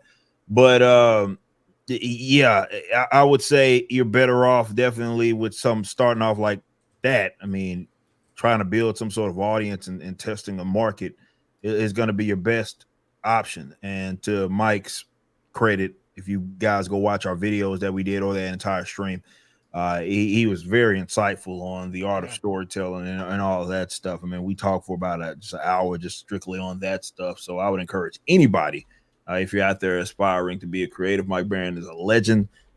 You can pick up some tips from him. Hell yeah. There you go. Hayden for $20. Since not sold Minecraft, they've constantly been updating it and innovating it, adding more and more to the game. It's huge now. Even bigger is modded Minecraft. Modded Minecraft is endless possibilities. I enjoy it on an occasion. Hey man, I'm down to start playing it, and I love that it's something that just continues to keep the fan base happy. Speaking of not keeping the fan base happy, that's pretty horrible. So, God dang. That is rough right there. Yeah, that's Pretty jail good. time. That is oof. Looks You awful. gotta go to jail. I Oof. don't like it. That Who cannot made be that? Releasing unseen, the by the way. Kraken? Oh. No, that's bad. That's bad. Yeah. So if you didn't watch Geeks Gamers Daily, this is kind of what happened today. See, Jeremy has hair. Yes, proof. You do really have to use that for at least one Geeks and Gamers Daily. Probably. Hey, Oh, how dare y'all with Jeremy's new identity? Just how dare each and every one of you? What you didn't know is that he's actually going to be doing this. He's going to be cosplaying at Megacon as female Jeremy. Which That's right. That's right. Female empowerment. Jermina. My nerdy Jermina. Cobra. Yeah, my nerdy Cobra. My Cobra home. All right, man. Dragon Master for a $17. Hail, Geeks and Gamers. I got White Pill for you. The full trailer for Final Fantasy XIV News Expansion was released, and it is tight, and I cannot wait. Hell yeah. Shout We're out. actually going to talk about the what? What'd I say? What did you do? What did you Your do? picture? Is that the next Pretty good. That is really good. Sorry, I didn't mean to interrupt. Let's see. Focus Strip for $10. Beardo.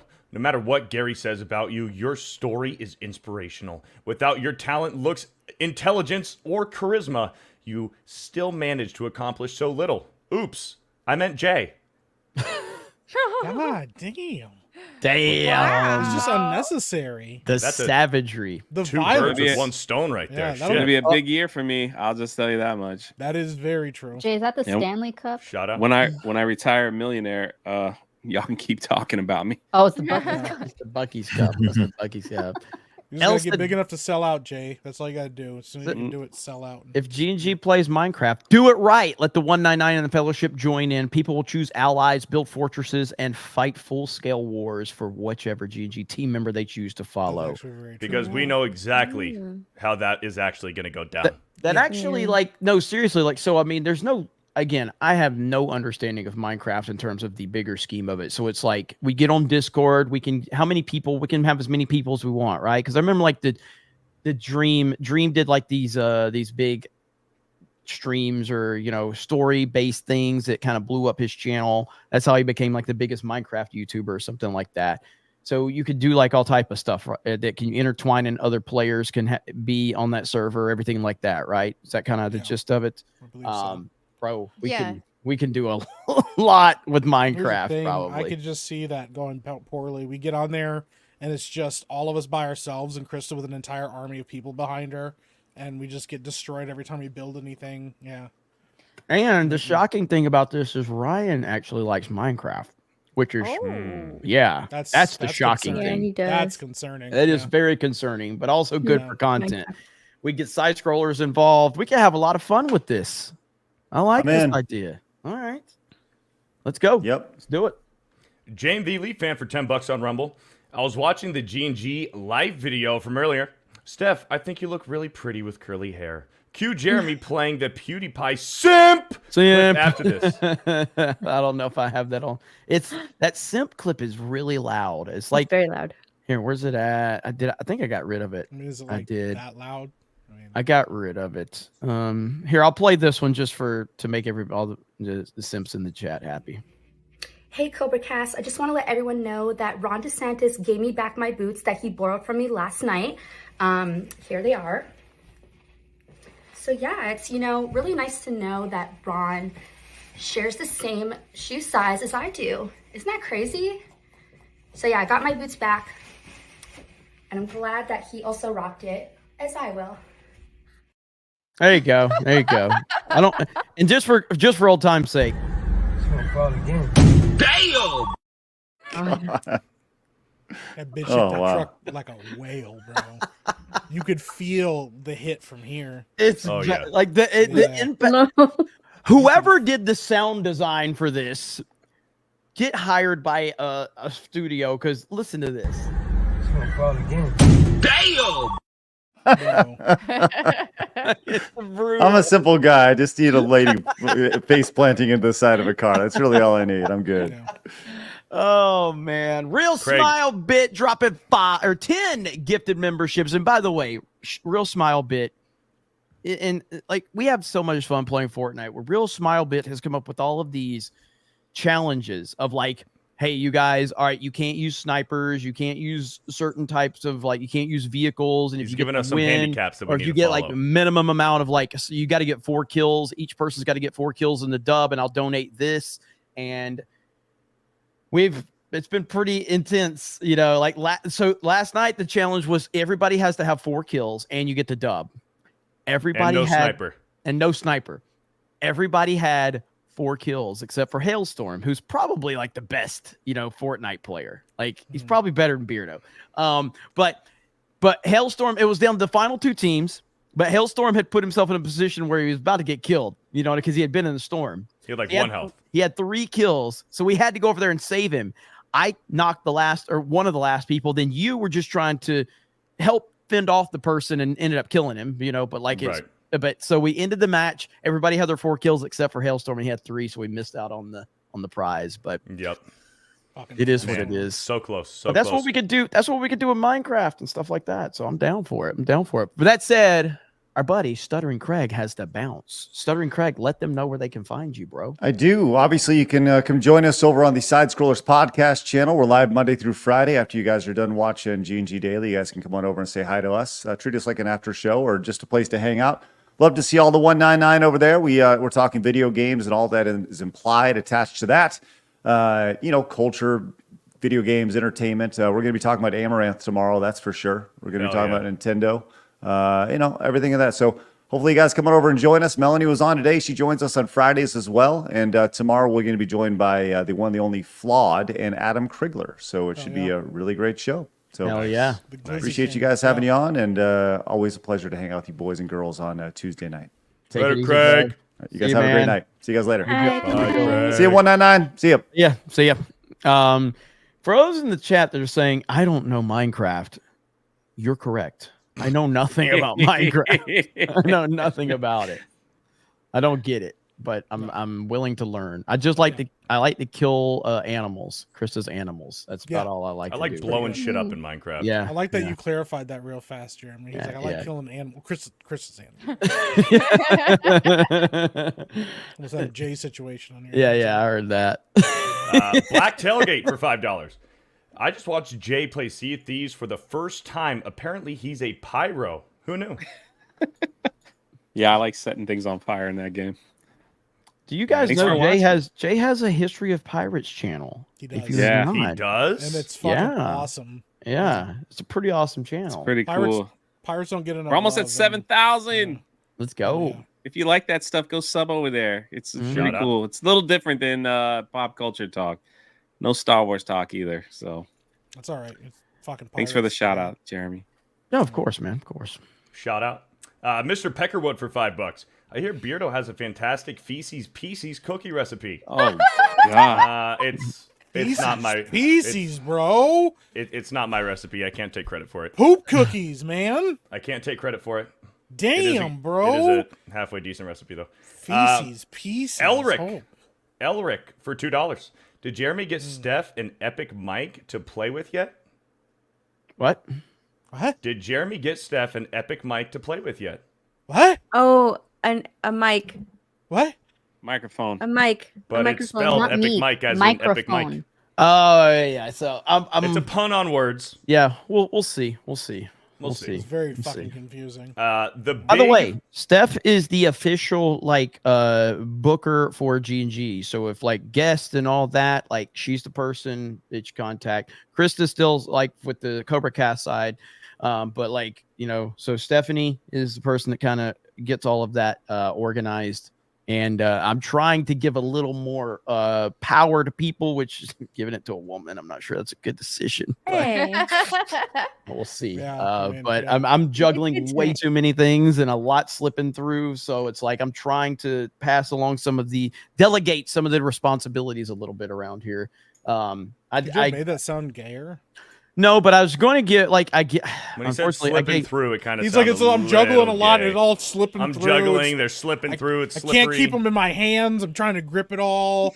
It was working. It was a little weird. It was a little weird. I'm kind of concerned. Says the poop cookie guy. Yeah, that's true. Yeah. Okay, that has gotten completely taken out of context. But I'm here. I don't know. There's about literally no way that's. I'll lean into it. I'll lean into it if we're getting super chats for it. I mean, I don't know, man. You straight up said if somebody puts poop in your cookies, you just eat around it. He said eat around. There's not really no. The normal answer is to no, I won't eat it. But you're I'll eat around it, bro. I was explaining something. Somebody dookied in my cookies. You just eat around the poop. Yeah. We got a 50. Listen, a 50. Anytime I say something dumb, I'm gonna circle back to Beardo's poop cookies, and it takes all the attention off of. There's nothing. Yeah, there's nothing. If only that would have been around when I said Orange Gonton, I could have been yeah, but poop cookies. Yeah. This man eats poop cookies. It is what it is, man. I'm a fucking genius. Jay Schwalbach for 52. 52 says for 52. Jay Schwalbach for 52. How the hell did you guys get that real life ISOM figure to look so real? Malcolm the Killer. I hope he gets his own book series, Rippa. Make it happen. All right, gotcha. How long have you known Malcolm? Shit, I don't know. I've been knowing for a minute. I've been knowing for a pretty long time. I don't know how long, but yeah, it's been a minute. Yeah, he's cool. Big Fig Mattress Company for $2. Jay, act now to save 20% on your next mattress. The way that happened today, man. That was just the icing or cherry or whatever sprinkle at the end of the show. I was trying to get serious, and a freaking commercial for Big Fig showed up on the thing I pulled up, the article. I was like, what the heck is Big Fig? It was calling me. It's hey, you're a big fig. And I was like, what? It's an ad for a mattress for fat people, for people that are way overweight, for obese people. They call them Big Fig mattresses. But when I had the article up, the commercial was just you're a big fig. I was like, what is this? But here's the thing. Here's how it happened. I couldn't notice it. So the show daily was a disaster because of my Google Chrome crashing, then being on Steph's setup. It was a shit show. So I finally, after Jay got caught up with Super, I was like, all right, we'll pull this back together. We're gonna get this back together. We're gonna pull it back in. We're gonna read some articles. So I get this article pulled up about Elon Musk going to monetize Twitter and compete with Twitch and Kick, and I was like, all right, here we go. And Jay, this is what Jay's doing while I'm trying to read. This is all Jay's doing. Yeah.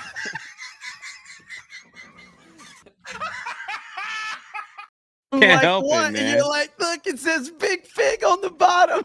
I don't know.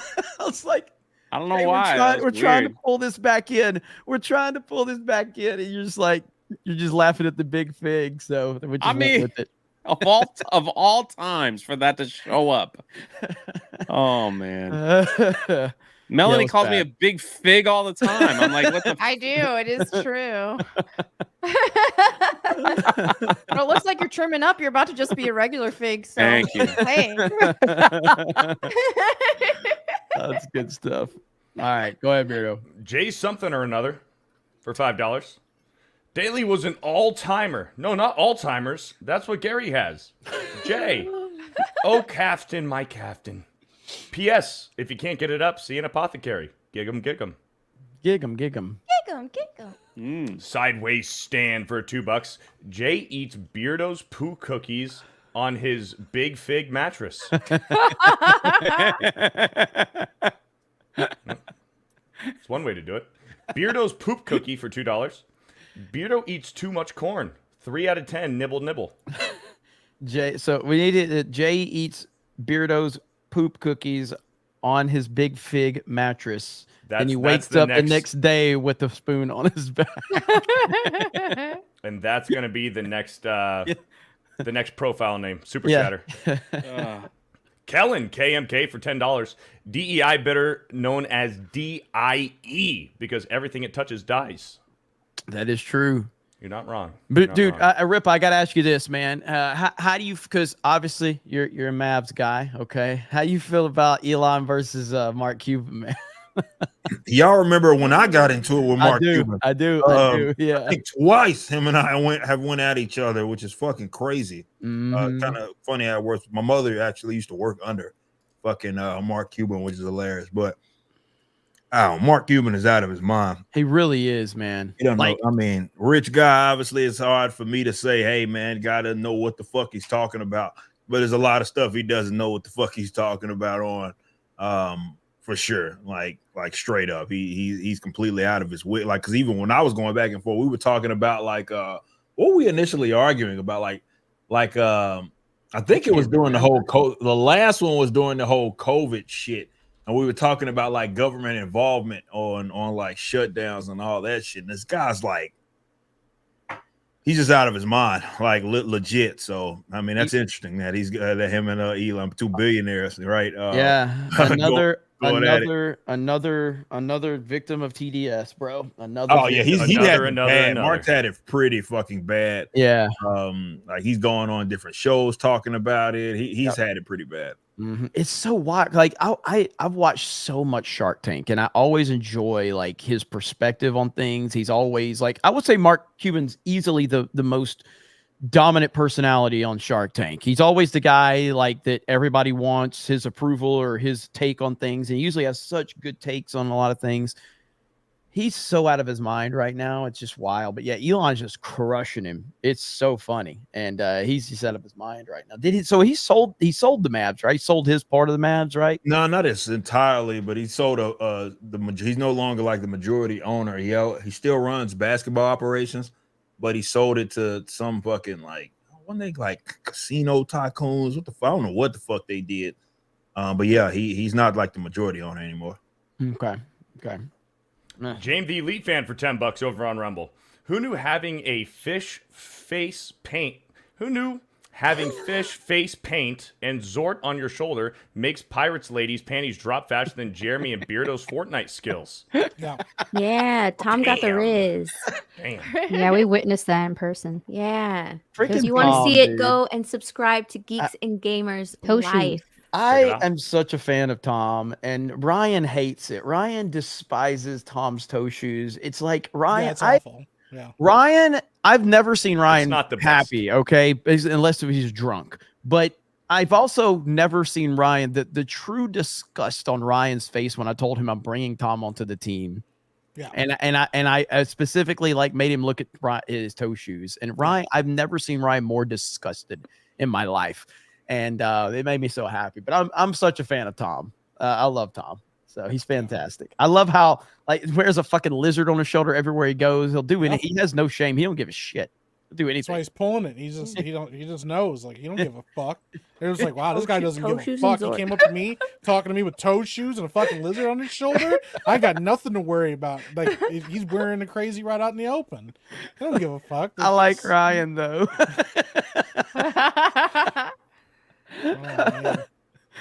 Oh, it's so good. Yeah. Big Raj for a 199 gives a thumbs up super sticker. Thank you, Big Raj. Kellen KMK for a 10 came for the Geeks and Gamers and stayed for the beautiful ladies. Thanks. Thank you for the 10. Beardo's Toupee for a 199. Beardo, I'm leaning to the right. Adjust. Okay, give me 1 second. All right, that should be better now. I don't know Ew. What happened? Huh? Nothing. You? What? Power through! Did I miss something? Hey, guys. Oh, big gulps, huh? All right. Well, see you later.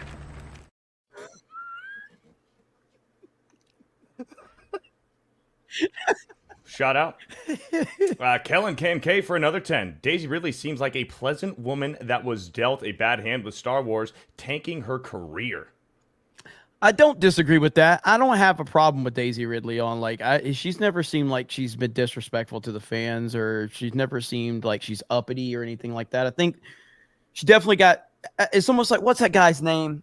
There was the dude who was on Friday Night Lights TV show.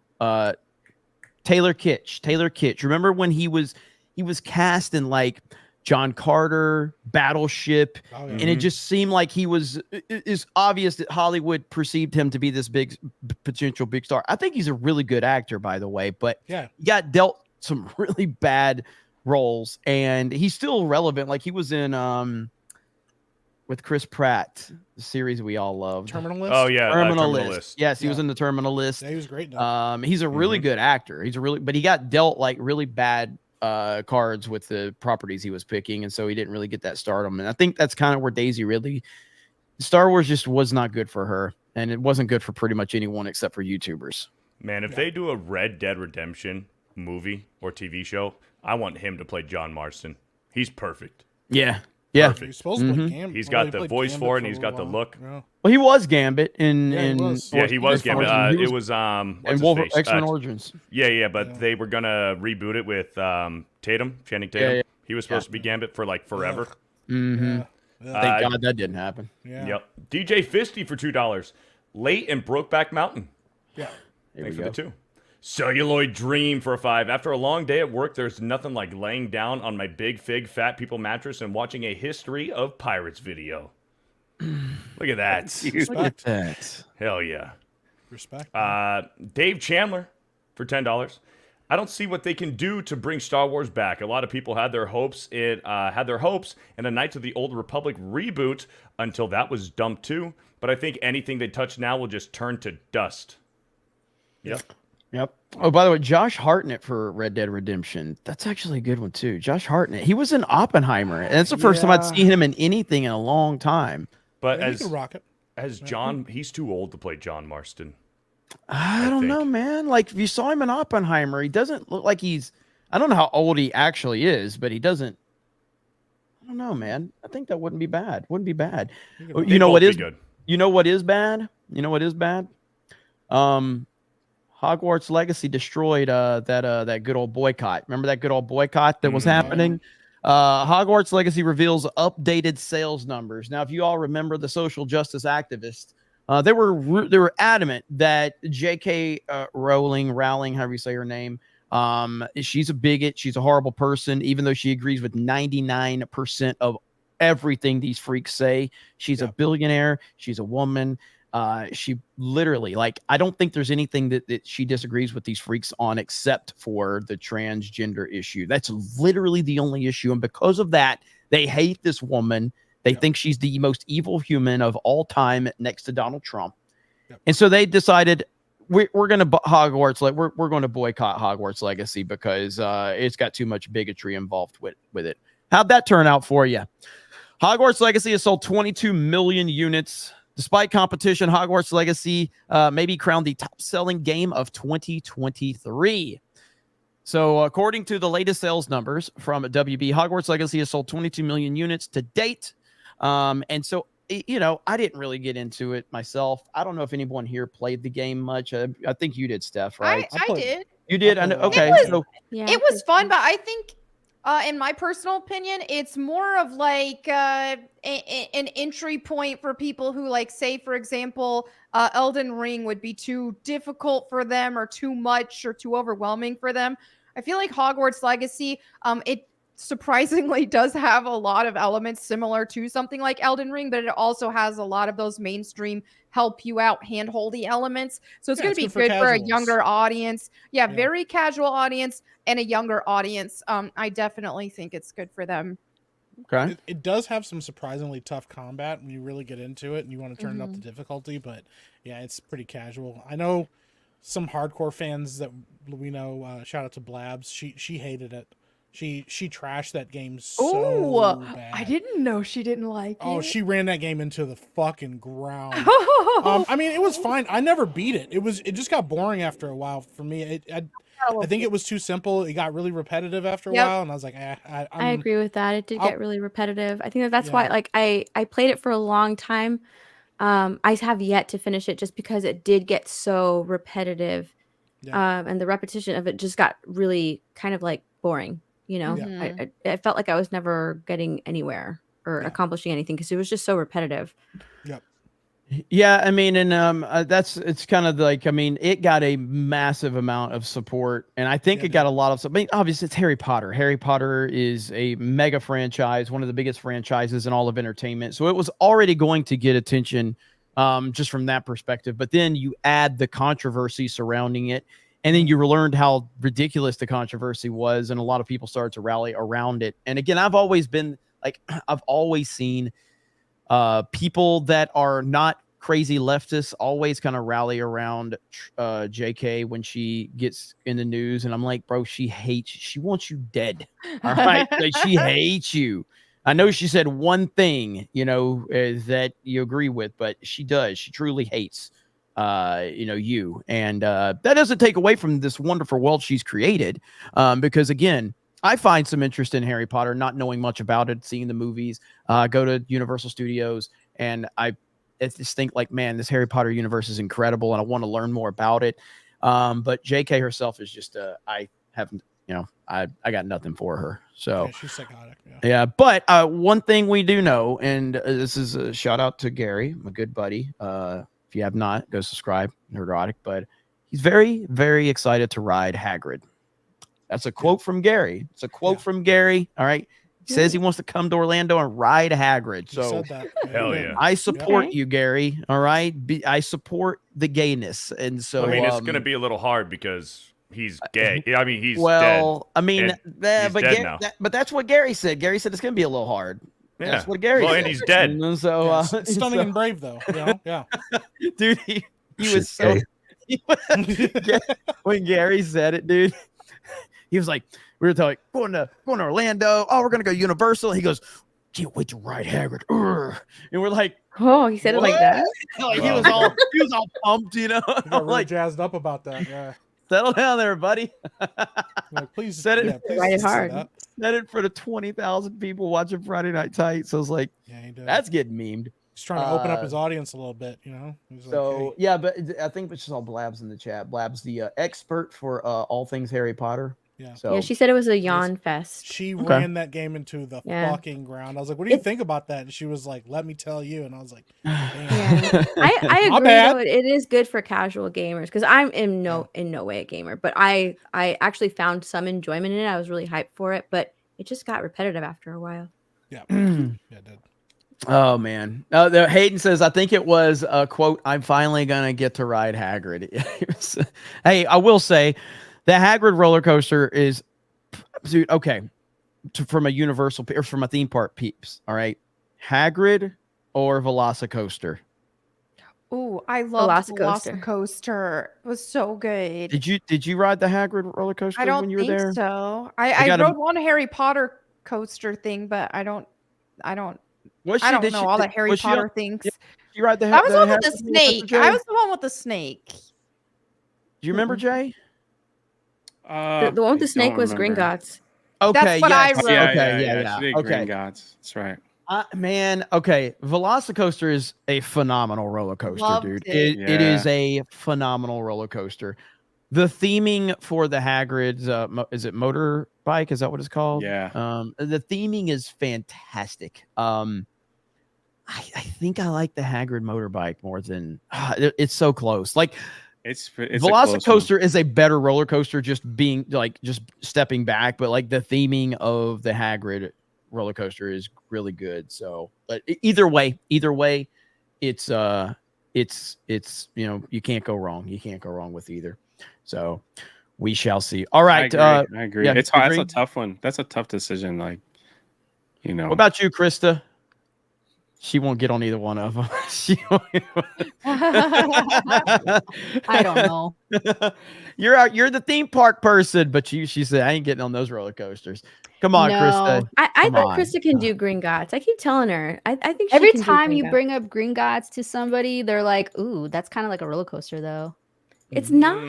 Not really. It's not. It's like See, not really. it's like a more on rails Spider-Man, right? Yeah.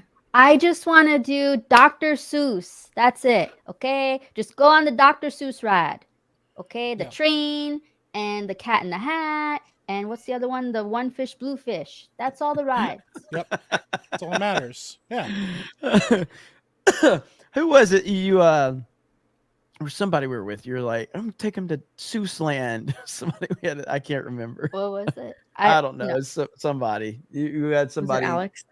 Maybe I don't know. Oh yeah. Okay, so with Alex Stein, we went. Alex Stein. We went on Cat in the Hat with Alex Stein when he came to Universal Studios. But he loved it. He had a lot of fun. He was just like, Dr. Seuss, I love you. All right, listen. I just want to confirm to everybody out there, because Alex Stein is really crazy online, but in all honesty, when you get him in person, he's even fucking crazier. He's I think he dials it back online because he's even crazier in person. Holy crap. He's got a tremendous amount of energy. He really does, man. Alex is awesome. Shout out to Primetime 99. Shout out. We love it. We love Alex. So Can't wait for his next fight, man. Yeah. He already did one, right? Yeah. He did one recently. He did, and he won. Yeah. Ira Brownridge for $5. Epic Mike. Go blue. Hell yeah. Gotta teach these people. Kellen KMK for 10. Baby Yoda plus a blaster. Just saying, get rid of it. Oh. All right. Dave Chandler for 10. I was a Star Wars fan since probably age 9. I had the movies on VHS, the novels, comics, games, followed the prequels, liked the Clone Wars and Rebels, and wanted to love the sequels, but no more. You know what? I was thinking about this, but if there's a current franchise that's maybe that has the same situation as Star Wars, I think Game of Thrones probably has it.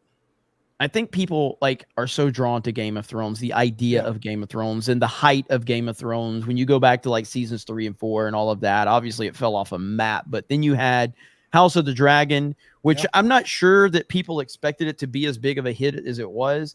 It looked like garbage from the promotional material. Yeah. I mean, I watched the first episode. I was still affected by the end of season 8. And I was hesitant, but it got really, really fucking good. Yeah. Like Game of Thrones level good again. And I was like, oh shit, they kind of righted the ship again, but I certainly didn't expect it from them. So yeah. So I mean, Game of Thrones has that element of people really want to love it. They want to. So I guess you can also say Harry Potter, because again, didn't the Harry Potter films, the more recent ones, didn't they they weren't really great? They suck. What are they called? The Fantastic Beasts. Yeah. Fantastic Beasts. The first one was good. The first one was decent, but the rest of them suck. They're fucking awful. Yeah. And so I think people have that same kind of reverence for Harry Potter too, as a matter of fact, and because aren't we getting a Harry Potter series coming up or something? Oh, on Amazon, on HBO, or HBO or Amazon or whatever. I think it's Max that they're supposed to be doing a whole reboot of the series. They're also working on a Harry Potter or a Hogwarts Legacy series. That's what they announced, anyways. But I haven't heard anything else about it. So Well, we got another announcement that a lot of people have been anticipating so much. Here we go. We got The Last of Us. HBO's The Last of Us has found Abby Smash. Big Abby Pump is your hookup. Holler if you hear me. Man. Holler if you hear me. And so this is an interesting situation here with this, because we all know, for anyone that knows anything about The Last of Us 2, we know what happens to Joel, Joel in 1, and obviously Abby's the person that does the deed. So now we have Caitlin Dever to play Abby Smash in season 2 of The Last of Us. So that's her that's there. One. She's very small. What a letdown. Yeah. What a letdown. What is wrong with them? I was excited for this series. I was ready for season 2. What a freaking letdown. Listen, Steiner, man. Like, can you listen? Can you look up Brock Lesnar's daughter? Yes, It's a perfect casting that for this character. Yeah. Like, just pull up her picture. She is the perfect casting for this character. Yeah. Here we go. There's number one. Rippa, have you seen his daughter? Brock Lesnar. I've seen Brock, oh yeah. Just him with She's a like a face. shot put champion. She's a weightlifting champion. Bro, Brock wearing a wig. Bro, this is terrifying, actually. She is scary. She will kick the crap out of you and then go deadlift 1,000 pounds. I mean, it's just Here like... Here we go. There we go. She will play. Listen, who doesn't want to see this if she gets into wrestling with a golf club? Yeah. I would watch this. 10 out of 10. Pascal. You cast her as Abby. It's over. And honestly, I'll probably be all in. Like, yeah, this bitch could kill Joel in like a minute. Yeah. Like 100%. Golf club to Pedro Pascal. I mean, that's a hole in one. Come on. It's over. Bro, I will give an entire week's of super chats to you, HBO, if you just bring her in to kill Pedro Pascal's character. I will pay good money to watch this. Okay, like she will fuck somebody up for that. Real. Yeah. I quit watching on season 1 because I thought it was mid, but I would watch for that episode. I'm telling you, Steiner a bust, man. That's the way I see it, man. The big bad booty daddy. That fucking meme, man. When the leaks first happened, man. Hell yeah, man. The meme with Scott. Let me see if I can find it. That's gonna go down in fucking history, man. That fucking meme with Scott Steiner's head on fucking Abby Potty with that golf club. Here we go. Let me see if I can find it. I have to always Google it. Abby Scott Steiner meme. Because this is the one that got me banned from Twitter. Because I kept reposting it. I just kept on. So the first time they took it down, it's not showing up. Scott Steiner, Last of Us. Who originally made it? Like I don't know. God, where is it? It's got so much mileage out of that fucking picture, man. Yeah, I can't find it anywhere right now. See if you guys can search it out. Was when Jeremy came back to Twitter, and that was one of the first posts on his Twitter. Yeah, that was. Oh man, let me see if I can find it. Yeah, just search it. Search all. You can put my @DDay Cobra on it too, just to see if you can find it through there. Because and I know Bounding in the Comics wrote an article about it when it happened. But I'm not seeing it anywhere for some reason. But as he's looking for that, we go back to this right here. So yeah, I mean, I think this is honestly, man, like this is kind of like a Rise of Skywalker situation where you're just gonna disappoint everybody involved. Like if you're gonna cast a chick that's actually like Brock Lesnar's daughter, that we could have memed on that. We could have had fun with it. I just don't. That's not. Well, and what I don't understand is they take a character like Ellie, who was a cute kid, and they hire the ugliest actress they can for her, and then they take Abby, who we expect to be manly and butch, and they hire a pretty girl, a pretty small 5'2" girl for her. Why is this so backwards? Yep, 100%. Hang on just a minute. So here it is, right? Oh my God, man! So good, man. Holla if you hear me. We got so much fucking mileage out of this fucking. The big bad booty daddy right there. Oh man! So the story with this is I posted this and I was like, "Big Abby pump as you hook up, holler if you hear me." Who was the company they were using? Musso Entertainment or something like that. The legal firm or the law. I don't know, but Musso somebody, I think. They kept taking it down. They took it down and they gave me a copyright claim. They weren't like striking my account at first, but I just kept reposting. I'm like, fuck you. So I'd start tagging Naughty Dog. I'm like, fuck at Naughty Dog, and I would post it again and they would take it down. I think this happened like 20 times. And then finally, like they finally just suspended my account completely. And it was my account was suspended for like the funnier it fucking gets, man. I know. I think my Twitter account was suspended for 1.5 years. And Jay calls me up after Elon buys Twitter. And he's like, bro, I just appealed my suspension and my Twitter account's back. I'm like, what? I got suspended. Yeah. and so I was like, well, fuck it. I'll see. So I appealed it. And boom, there I was back. I was like, holy shit, Elon brought me back. And all over this right here. So yeah, it's crazy, man. So good stuff right there. But back to Melanie's point about this and everything. But yeah, I mean, this whole thing. She looks more like she would be Ellie than I was just about to say that. She was right? so she literally was the front runner for Abby before the girl that they cast. She was the front runner for that character. Ellie, you mean? Ellie. For Ellie, Ellie. yeah, Ellie.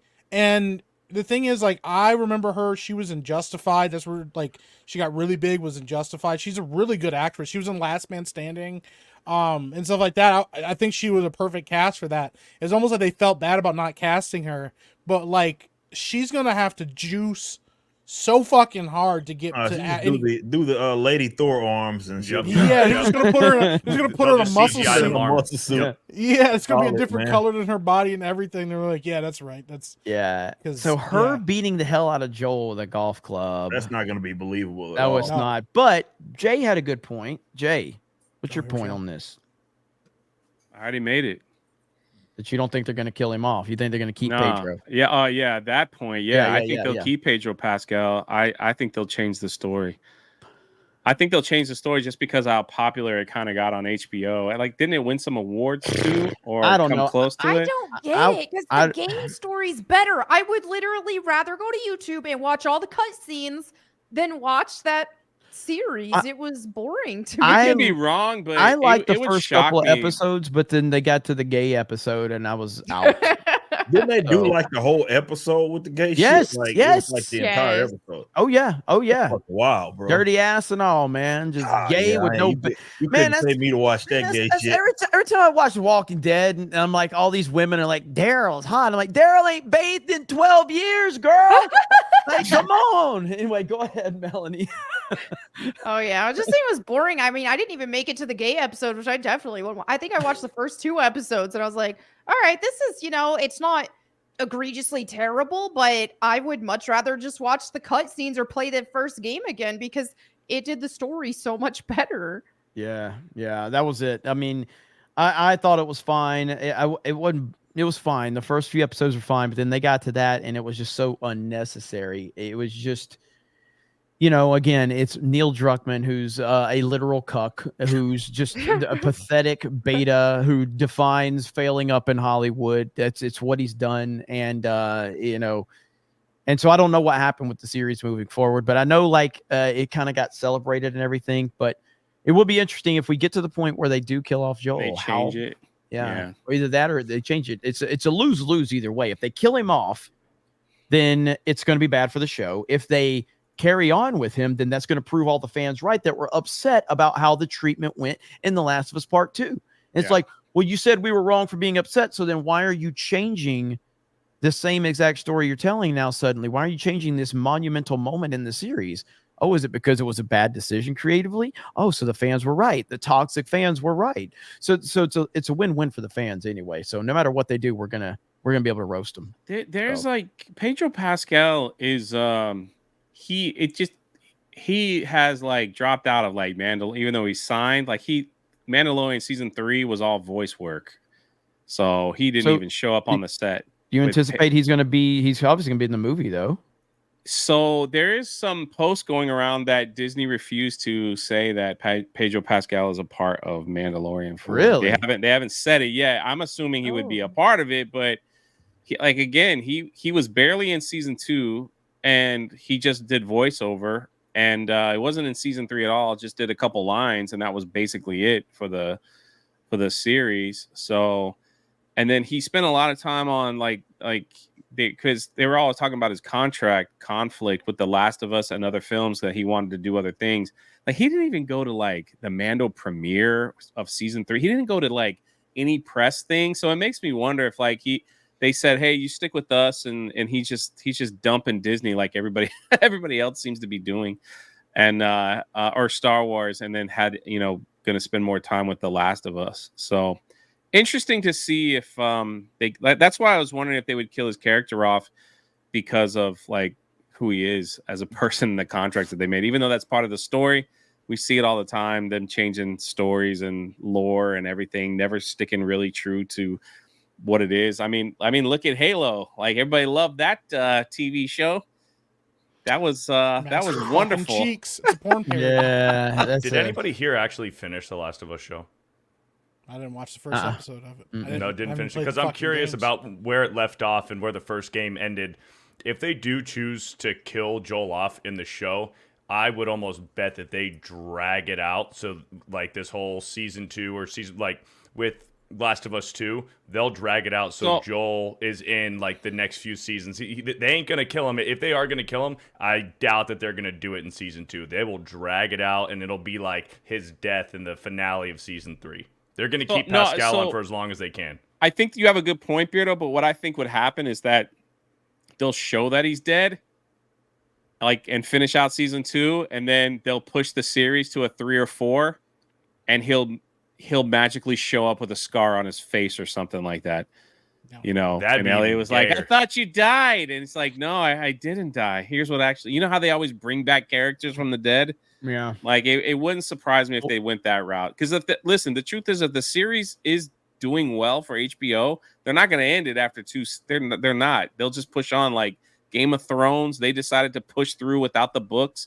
And fill in the void, I guess, of people liking the Game of Thrones series. They'll just keep going with it, or they'll just put in a whole bunch of flashbacks that didn't exist in Last of Us 2, and they'll just keep on with all the Ellie and Joel flashbacks to make sure to bring Pedro Pascal back.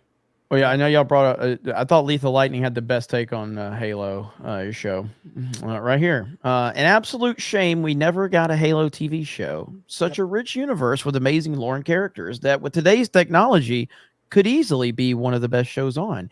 He's right. Can you believe we've never gotten a Halo show? They've never given us a Halo show. It's heartbreaking. Yeah. Thanks, Lethal. Thank you. He's right. He's 100% right. If only we could have gotten a Halo show. Too bad we've never had one, and at least my mind is clear knowing that we never got one for them to screw up. So they did a weird porn parody. That was kind of funny, but yeah, I remember that one. So that's the only one that we've ever gotten. Sad but true. Yeah. All right, so Last of Us Part 2. Are you excited, chat? I know you are, and I just got to say, 2 hours into this episode, I think this is the first time we've held 3,000 people all the way through the first 2 hours. Shout out. Hell yeah, baby. Shout out. Again, testament to everybody here. Make sure you guys are following everybody here except for Jay. But no, seriously. Melanie Mack, she's crushing it on her channel. Young Ripa's an up-and-coming YouTuber. He just started his channel.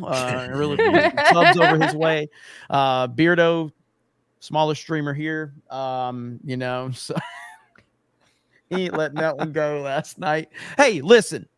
Shout out to G&G, number 2 Fortnite stream on YouTube right here. Ooh. Jay was top 10.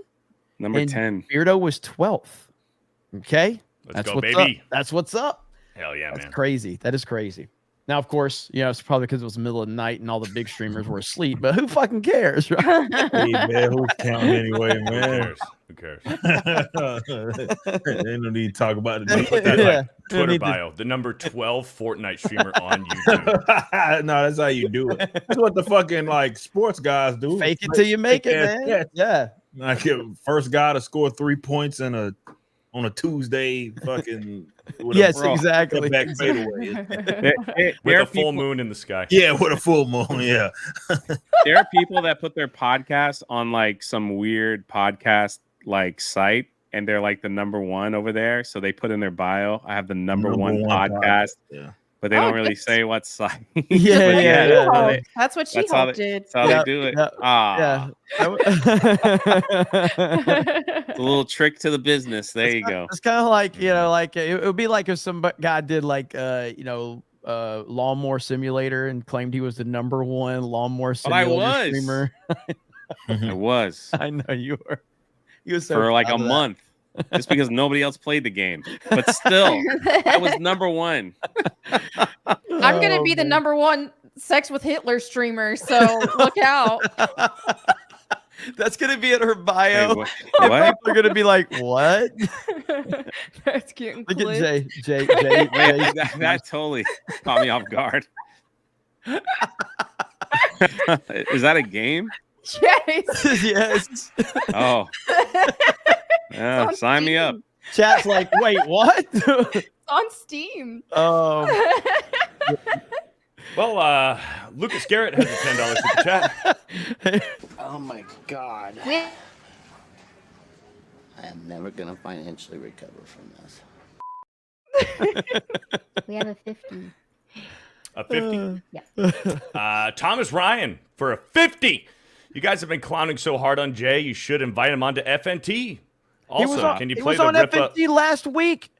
He couldn't get his internet connection. They don't want me on that show.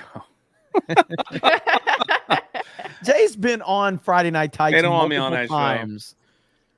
It's all good. I still love him over there. Yeah, you've been on FNT multiple times. Twice. Yeah, I've been on it twice. But then he's like, they don't want me on there. So Jay gets more promotion on FNT. That than ain't I do, promotion, okay? Chief. That ain't promote. That's literally telling 20,000 people, this guy's retarded. Don't watch the channel. This is what he does. He doesn't do anything. Don't go over there. It's literally the opposite. And then I go live, like 800 people and has a great stream. I go live like on a Friday, and like the whole chat is, they roasted you so bad on that. I'm like, yeah, I know. Yep, I know. Thank you for letting me know. I know. Oh, so man. At least they could pay me. I mean, that'd be. So Thomas Ryan finishes off his $50 super chat with, also, can you play the Ripa magical, let's say, African American clip? I don't have that clip. Like, where did he get that clip from you, Ripa? I think I recorded it for him. Oh, really? Send it to me. From Gary? Yeah. No, I think I did that shit for him. But I'd probably said it in a stream as well, so it's not like. Do you have that clip? Can you send it to Steph? Let's see if you can find it. We'll get that. Let me see if I can find it. All right, we'll get that. I see Hayden for a 20. They chose a pretty girl to play Abby, and to play Ellie, they choose okay. So in other gaming and internet news, Matt Pat is leaving YouTube. I wasn't ever an avid game theory watcher, but I figure it's a relevant topic. Yeah, I mean, I can't say that I'm like I didn't watch a lot of Matt Pat. I probably would not have known who Matt Pat was walking down the street like 2 years ago, like if I would have saw him, but he's like one of the biggest. He's got like 20 million subscribers, and he's got like all these channels. I know Craig is obviously familiar with Matt Pat. I think Matt Pat was part of like the Screw Attack community back in the day, like a lot of creators. But is anybody here familiar with Matt Pat stuff? I did like an influencer event thing with him once. I can't even remember what it was. He was nice, but I mean, I didn't talk to him that much. Yeah. But yeah, I mean, game theory is definitely like, it's a massive, kind of reach they have. They have all these different channels, things like that. So nothing but respect. Even though he probably hates my guts because I know he's got TDS. So I've heard him gosh. whining. I've heard him whining about Trump on a fucking video before. Oh So, no. yeah, he's one of those fucking guys. He does. He's got like some, I don't know, like representation LGBTQ bullshit about like how dangerous it is for if Trump gets elected, how dangerous it is for LGBT people bullshit. So why is he quitting? He's probably because he's a multimillionaire 20 times over. Probably he's just doesn't need to do it. Insanely, he's insanely popular. He was in I think didn't he make a cameo in Five Nights at Freddy's movie? Because he's a big Five Nights at Freddy's. Yeah. I think you're right. Yeah, I think you're right. So I think you're right. Yep. Tomok for a 20. Master Gamer Mac. I hope you're ready for a travesty. Looks like they stole Cat's soul in the movie. I dread what Raven is going to look like. Y'all should play Gravity Rush if you haven't. Oh. Master Gamer Mac. That's what she should go by. Master Yeah, Gamer Mac. Master Gamer Mac. That's I pretty love good. it. That's pretty good, actually. Shout out to Tomok. Shout out. Lucas Garrett for that 10. Star Wars needs a renewal like a phoenix that burns itself up and is reborn afterwards. That's the only way I can see the franchise surviving long term, because they won't course correct it, and that's a fact. Thank you for the 10. Mike Hawk for $2. Jay, say my name. Michael Cock.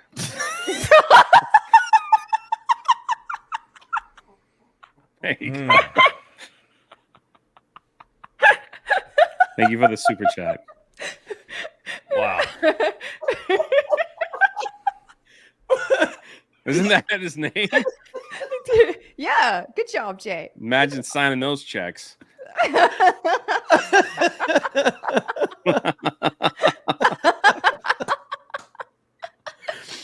Holy shit, man.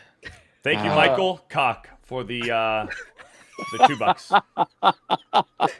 DB for a 199. Melanie, you would rock a red Sonya cosplay. Oh snap! I need to lift some more for that, but maybe by Halloween I can get there.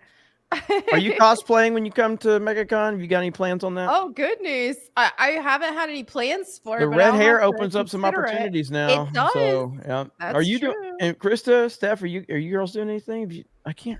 I thought you're not doing anything. I thought you were considering something, Krista. I'm just gonna wear my Kirby hat. I was gonna wear my Bogoblin mask hat, but I don't know. It's probably gonna get in the way. Yeah, it's true. Megacon will be awesome, though, again, if you are considering it. Saturday is our panel, and it's going to be crazy, and there's going to be a ton of people there, and I cannot wait. I cannot wait to meet everybody, and then we're doing a meetup afterwards. I don't have the details on that, but I'm working on that as well, and I can't wait. We're going to have merch. We're going to have all types of stuff, so it's going to be cool. And Ripaverse has a booth that they're working on. I don't know if Rip is still here right now, but Ripaverse has a booth, and we're going to be hanging out. Like many of us will be hanging out at the booth. When he gets back, we'll talk about that. But good stuff. Shout out. And Aquaman for $10. Melanie, you got to get rid of the red hair.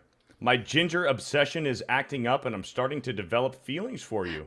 Weird, considering I'm usually immune to red dye. I've probably said too much. Probably. As long as you're sending super chats, it's okay. Christian Rocker for a 199. Hey, Beardo, what's the story with the flag? This is my grandpa's flag. So I got this, my family got this when my grandfather passed away. So I framed it, and I decided, it'd be a good addition to the setup. So thank you for asking. Agmar for $10.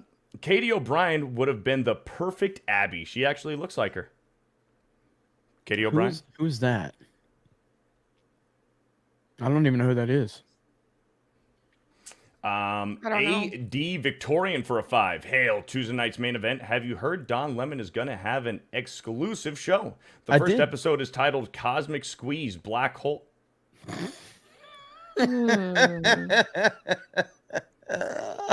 Cosmic Squeeze Black Holes I Have Known is the name of his first episode, apparently.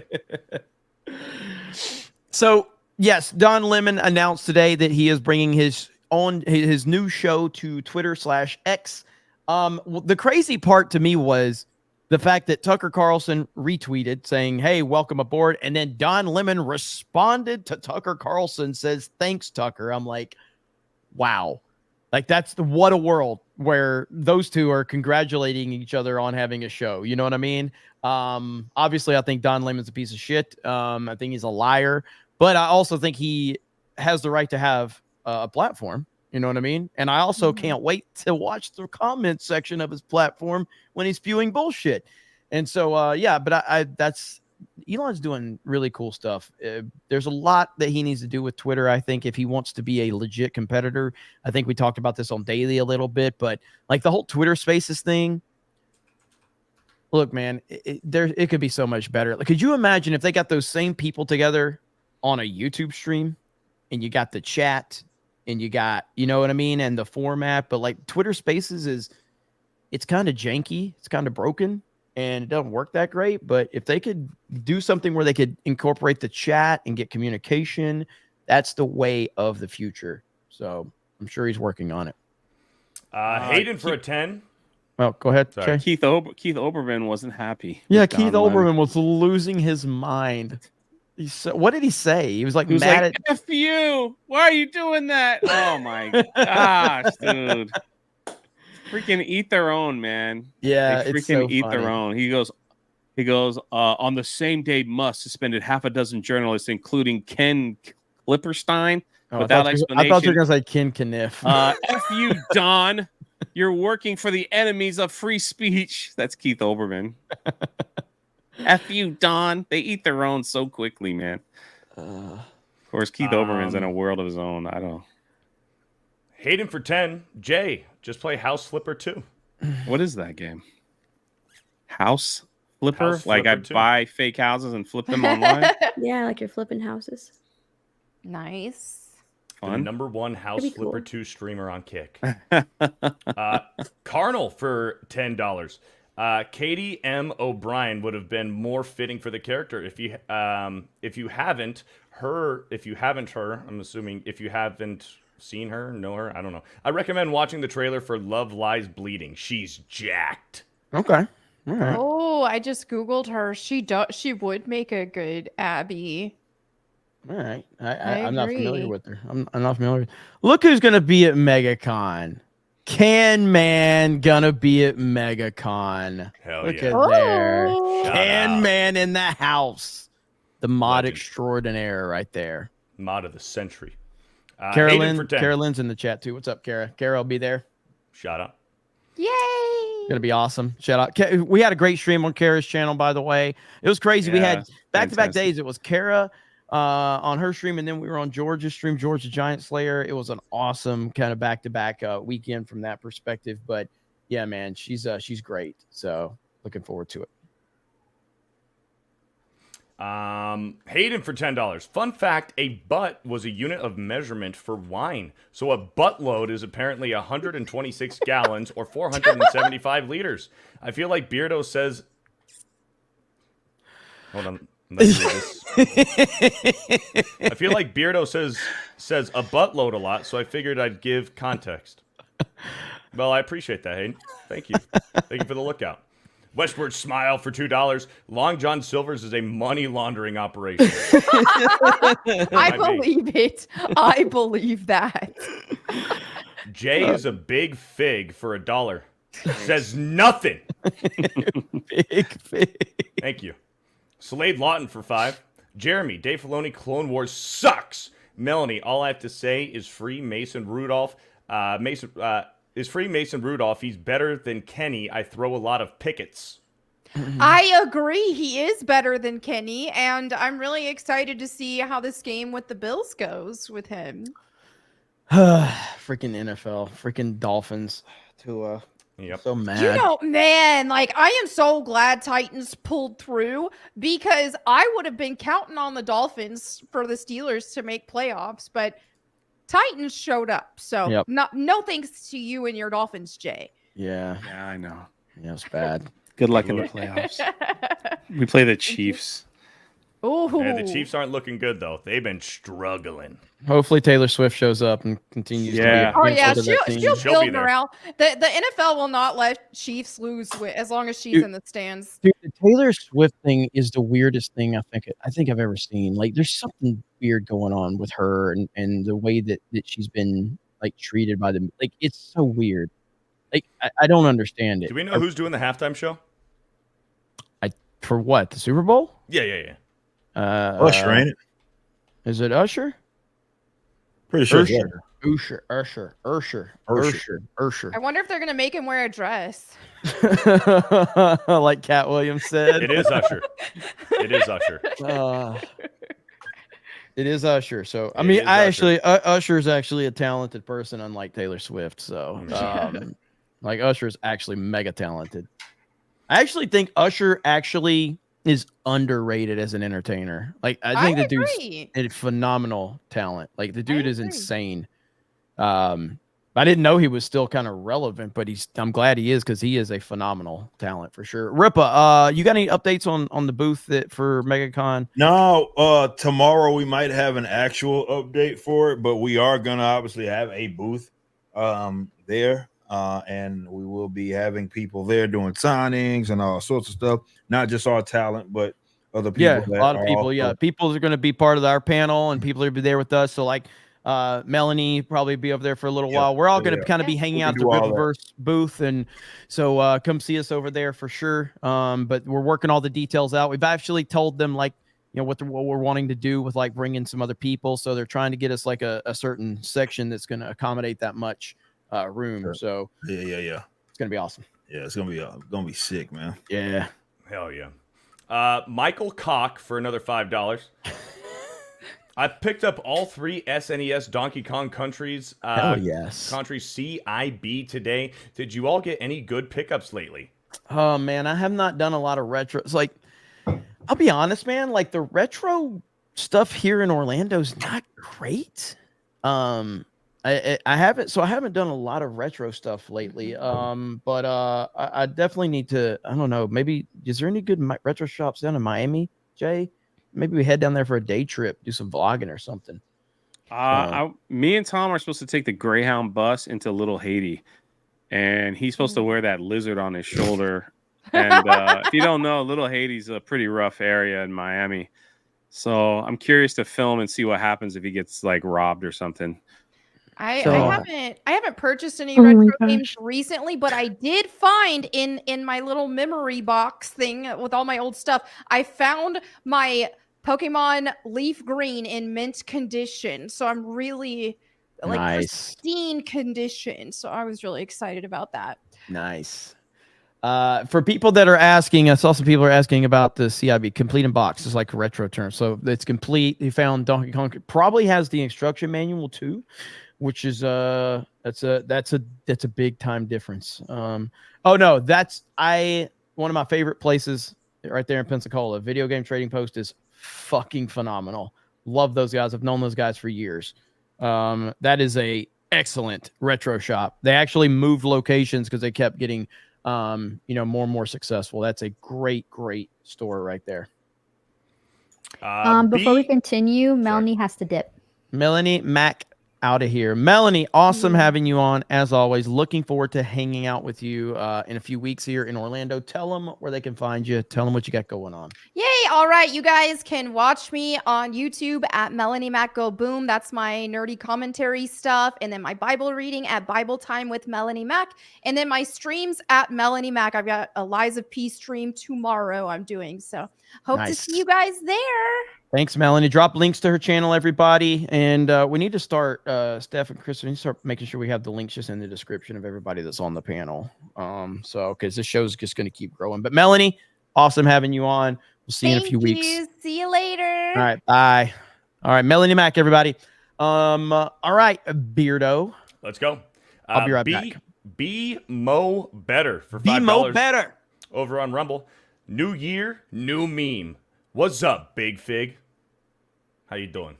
Thank you for the 5. Grandmaster Chris for 5. Hey, Geeks and Gamers and Melanie. Culturally appropriating a ginger. If you guys had a chance to rewrite Last of Us 2, what would you do? Make Abby not a character. She doesn't exist. Westward Smile for $2. I just bought mine and the WTTR shirt and hat. Welcome to the rebellion. There you go. Shout out. That's just freaking awesome. bought Thank his you so much. new 9-line shirt. Okay. Thank Dragon you so much. Master for a $9.99. Also, hi Craig. I have to. This is word. Also, hi Craig. What I have to do to get you a copy of Final Fantasy V on SNES? 5 is in my top 3 Final Fantasy games. We'll have to ask him and let him know. Steph's shitty mic for $2. How much longer must I suffer, Steph? Hopefully not much longer. All right, I think we can get. I think by, I'd say by next main event, I'll have her an XLR set up. How about that? Hell yeah. We got to get Krista some new headphones too. Look at those headphones; they're hanging on for dear life. Yeah, they're tangled. She can't untangle them. Von Room for a $1.99. I'm calling it now. Mando movie will be about Bo. It's possible. I'm sure she'll be in it for sure. Matthew Rives for a $5. Getting ready to purchase tickets to Megacon. Jay, any good hotel recommendations for a guy on a budget? The closer to the event, the better. Right now, and I'm just going to tell you, there's a lot going on in Orlando that weekend. Like, it's going to be insane. So it's going to be hard to find any decent hotels. But Jay, I don't know if you got a recommendation. There's a lot of places to stay in Orlando. Honestly, everybody's different in what they like and what they like on a budget. The best place, I mean, if you go to hotels.com and look up right where Universal Studios or the convention center is, they'll do a map and they'll kind of branch out after that. So, and he is right though with Orlando. And this is the good thing about Orlando from the perspective of having so much going on. Orlando is one of the most, I think, is the most visited place in the United States of America in terms of sheer numbers. I think it surpassed Vegas and New York a few years ago, but there's a insane amount of hotels, and it's an insane amount. So you shouldn't have a problem finding anything. It's just that it's good. The rates are going to be kind of crazy though because of everything going on. Because is there a Taylor Swift concert that weekend? it's the Pro Bowl. Is that Pro Bowl's Saturday? So you have happening? all this. Yeah, you have the NFL, and you have the largest. I don't know if cheerleading is the correct term, but yeah, they're having the largest competition at the Wide World of Sports. So all the budget hotels at the Disney resorts are pretty much all booked up, and because of that event, so they're going to be running around Orlando as well. So, and then yeah, the NFL is booking up a lot of stuff too. So, and then of course we have Megacon, which is estimated to be visited by, I think they said 160,000 people. So pretty crazy. It's gonna be wild. It's a lot. That's pretty freaking crazy. So Wow. Sergio Garcia for a $2. Jay with the big fig energy sense this morning. Thank you, Sergio. Michael Cock for $5. Did you hear Matt Pat from Game Theory is retiring? Sad but happy for him. He's only 37. That's crazy. Bobby Lachey for a $1.99 with a message retracted. Sorry to hear that. Hero of Light for $5. Nothing will save Star Wars unless it's taken from Disney. True. Bobby Lachey for a $5. Tuesday night's main event getting pretty good looking with all of us chocolate muscle up in here. Thank you. Thanks. Jay said thank you. Cider Hype for $5. Luke they could be and talking Grogu- about white chocolate. What are you talking about? I mean, it could be. You never know. Cider Hype for $5. Luke and Grogu should have been a Samurai Jack animated style tween targeted show. Simple episodic adventures, jazzy bongo soundtrack. Coulda, shoulda, woulda. That actually would have been pretty awesome, especially if Gendy Tartanovsky or whatever got a hold of it. Yeah. Kevin Cron for $5. Jeremy, are you going to have Malcolm on Friday stream to have Trump versus Vivek debate? I mean, I know Malcolm's pretty connected, and he really likes Geeks and Gamers. He asked me if I had questions for Vivek and threw a few his way, and so we'll see. I mean, the problem is I'm far better connected than I care to admit to even myself. Like, I could do a lot on CobraCast with a lot of the people I know. I don't really, that's not my game though. As I told you guys, like when I go to like these events, I don't really give a shit about meeting people or hanging out with people. I don't really care. I'd rather just talk to the people. But there's opportunities to talk to people and collab. There's certain people you meet, like Benny Johnson's been fantastic. It's been great to get to know Benny, but I don't seek people out to like collab and shit like that. Like, I just don't care. And that goes all the way to the top. I don't give a shit about meeting Trump. I don't care. I'm like, if it'd be cool if I do, but that's not my goal. You know, I'm just here to talk to the people. So that's all I care about, is just talking to the people. You guys make this opportunity for me happen. And whatever happens along the way, it happens. There you go. Zeus plays for $5. Hi, gang. Melanie's hair is putting out Red Sonja vibes. Looks great. Dragon Dan for $5. Can't Disney just do the tax write-off thing for Boba Fett and Mando Season 3? I'd be interested in the movie if it's made from the end of Season 2. Yeah, they burned that bridge with Boba Fett, unfortunately. Yep. Bruh for $5 says, bruh. Ivor Brown Rich for $5. Like how Beardo acts like he could read. Go blue. Thank you for $5. Go blue. TJ Fisty for $2. Drunk 3PO saved daily today. Many memes were made. Yeah, they were. I've been staying off Twitter because of it. Big Bone for $2. Vara Dark and Malcolm Flex on the same Tuesday night's main event. Nice. Melanie Vara Dark. It's pretty good. Big Bone for another $2. Melanie, you were great in The Fifth Element. Super Chair Destroyer for $2. When did Poison Avy join Geeks and Gamers team? Poison Avy? A-V-Y. I don't know. Maybe it's a typo. Maybe it's a typo. Kratos for $5. The more products they put out, the more diluted the brand gets. Star Wars has to go dormant for 10 years to build back enthusiasm, as Gary would say. I agree. Mr. Sack for $5. How long until Disney has to lease or sell off these properties? When can Rippa buy them? Hail, Geeks and Gamers. Hail the Rippaverse and hail the 199.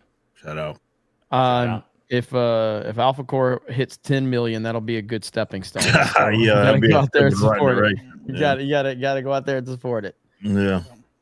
The Tactician Musician for $5.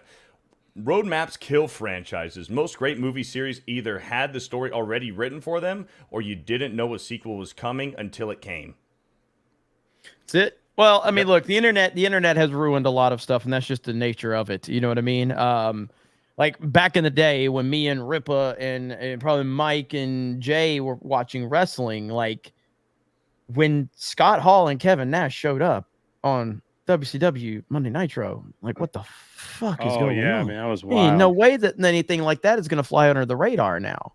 You know what I mean? Like there's no, I think the CM Punk thing, it still kind of flew under the radar to an extent. They did a good job of it, but enough people knew it was out there. It was rumored that he was, coming back. And so that element of surprise just is not there. And the same applies to like movies. Like we know everything that's happening and they don't try to keep it under wraps, which they should, but they don't really try to keep it under wraps, sadly enough. Well, also, I just want to point out, because I thought this was an interesting point with the selling off assets and stuff. Sony bought the rights to Spider-Man, which they still own, from Marvel for $7 million. That's it. That's $12 million by today's standards. Like $7 million. They were like, "Hey, we're going under. We don't know what else to do." Hey, man, like I said, let it keep going in a direction. Some shit's gonna come up for sale, man. And you never know. You never know. Next thing you know, we fucking own some shit, and we'll do it justice. Who knows? Mm-hmm. Chat's saying somebody farted. Who farted? I mean, Jay has a viral video of him farting at the It's Haunted almost at Mansion. 300K. 300,000 views of a video of Jay farting. You want to pull that up, Krista? I think Jay's the one. Like Jay's proven to be a farter. Yeah. And the quartering was the last person that did it on Tuesday I'm about Night's Main to Event. say, Okay, man, the That man threw me under the I've bus been so muted bad. this whole time. I had quartering- people, muted. I had people showing up in my chat. I know it was you that farted, Mike, and I was like, bro, I don't Man, give a Ripper was shit. on such an epic rant, and then all of a sudden, Yeah, Quartering let out a little stinky. Quartering's- I don't know. Then he tried to blame. He passed the blame. I put it in private chat. all right, let's see here. Man, this isn't a real. All I right, can't. Instagram is stupid. We spend time making nice reels for Instagram and stuff, and this is what goes viral on Instagram of all things. Pretty wild. All right, so this has 300,000 views on Instagram. The YouTube short for it. Here we go. Oh no, am I gonna? YouTube. Is my system gonna freeze up again? Jeremy about to freeze. It did. It did. Damn. Fuck me. I'll Let be the back. countdown begin to no. So what's Jeremy. exactly freezing? No, he's Let the not. You're countdown not begin frozen. He's not before he's frozen. gone. You're not It frozen. will freeze. It will It's freeze. I going. cannot Okay, then don't access- share it. Here, let me see if I can. Just waiting for him to freeze now. I'm holding a freeze, so I don't know when the fuck is gonna happen. He doesn't want to freeze in like an ugly spot. Pretty wild. Okay, I'm sharing. Oh gosh, how do you do this? I can still see myself, but I can't control my screen. So what's the How do what's I the share giveaway? audio? How do you know you're gonna freeze? What's going on? It says StreamYard Studio, Google Chrome not responding. So it's like this. It's like an overlay on my screen, so I can't access I don't know anything. how to share audio. Here, I'll do it.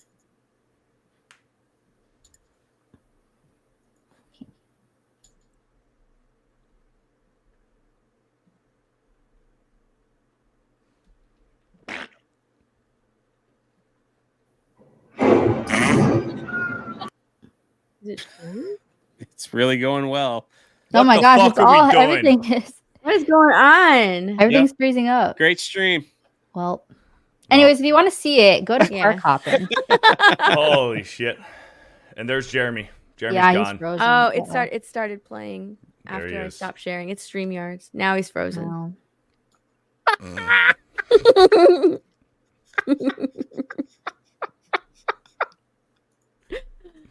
Oh, Like, what do we do now? All right, I'm just gonna power through. Yep. Yeah, I'm just let's gonna power do through. it. Kratos for 5. Go for Mass Effect should be made into a series that that universe is stacked with material to play with. Just keep Disney away from it.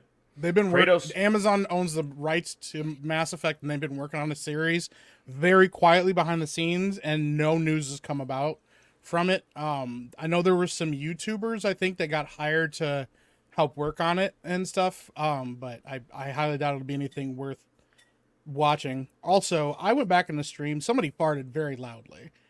I don't know who it was, but like you could hear it pretty loud. So Oh. this is gonna be a whole controversy now. It's at 7 minutes, or like it was like 7 minutes ago. Kratos for another 5. Wait. Oh, that's the same. That's the same super chat twice. Thank you, Kratos. Shadow Saiyan for 5. The fact that people needed to play Fortnite just to understand Rise of Skywalker is beyond stupid. Is that true? How true is that? BMO Better for another $2 on Rumble. Hey, Tuesday night's main event. Come join us here in the Rumble chat. We have the best words and definitely no poop cookies. I'll pass. Actually, no. Shout out Rumble. Rumble's great. Eric K for 5. Zero superhero movie fatigue, bad movie fatigue. If Culver's gave Jeremy Beardo's poop cookies after a few times, even he would never go back. Anthony Correct. Guerrero for a 199. Epstein, Kobe, and JFK are all still alive. 100% truth. Damn. All right. It's news to us. Yeah. Thank Crack you. the case.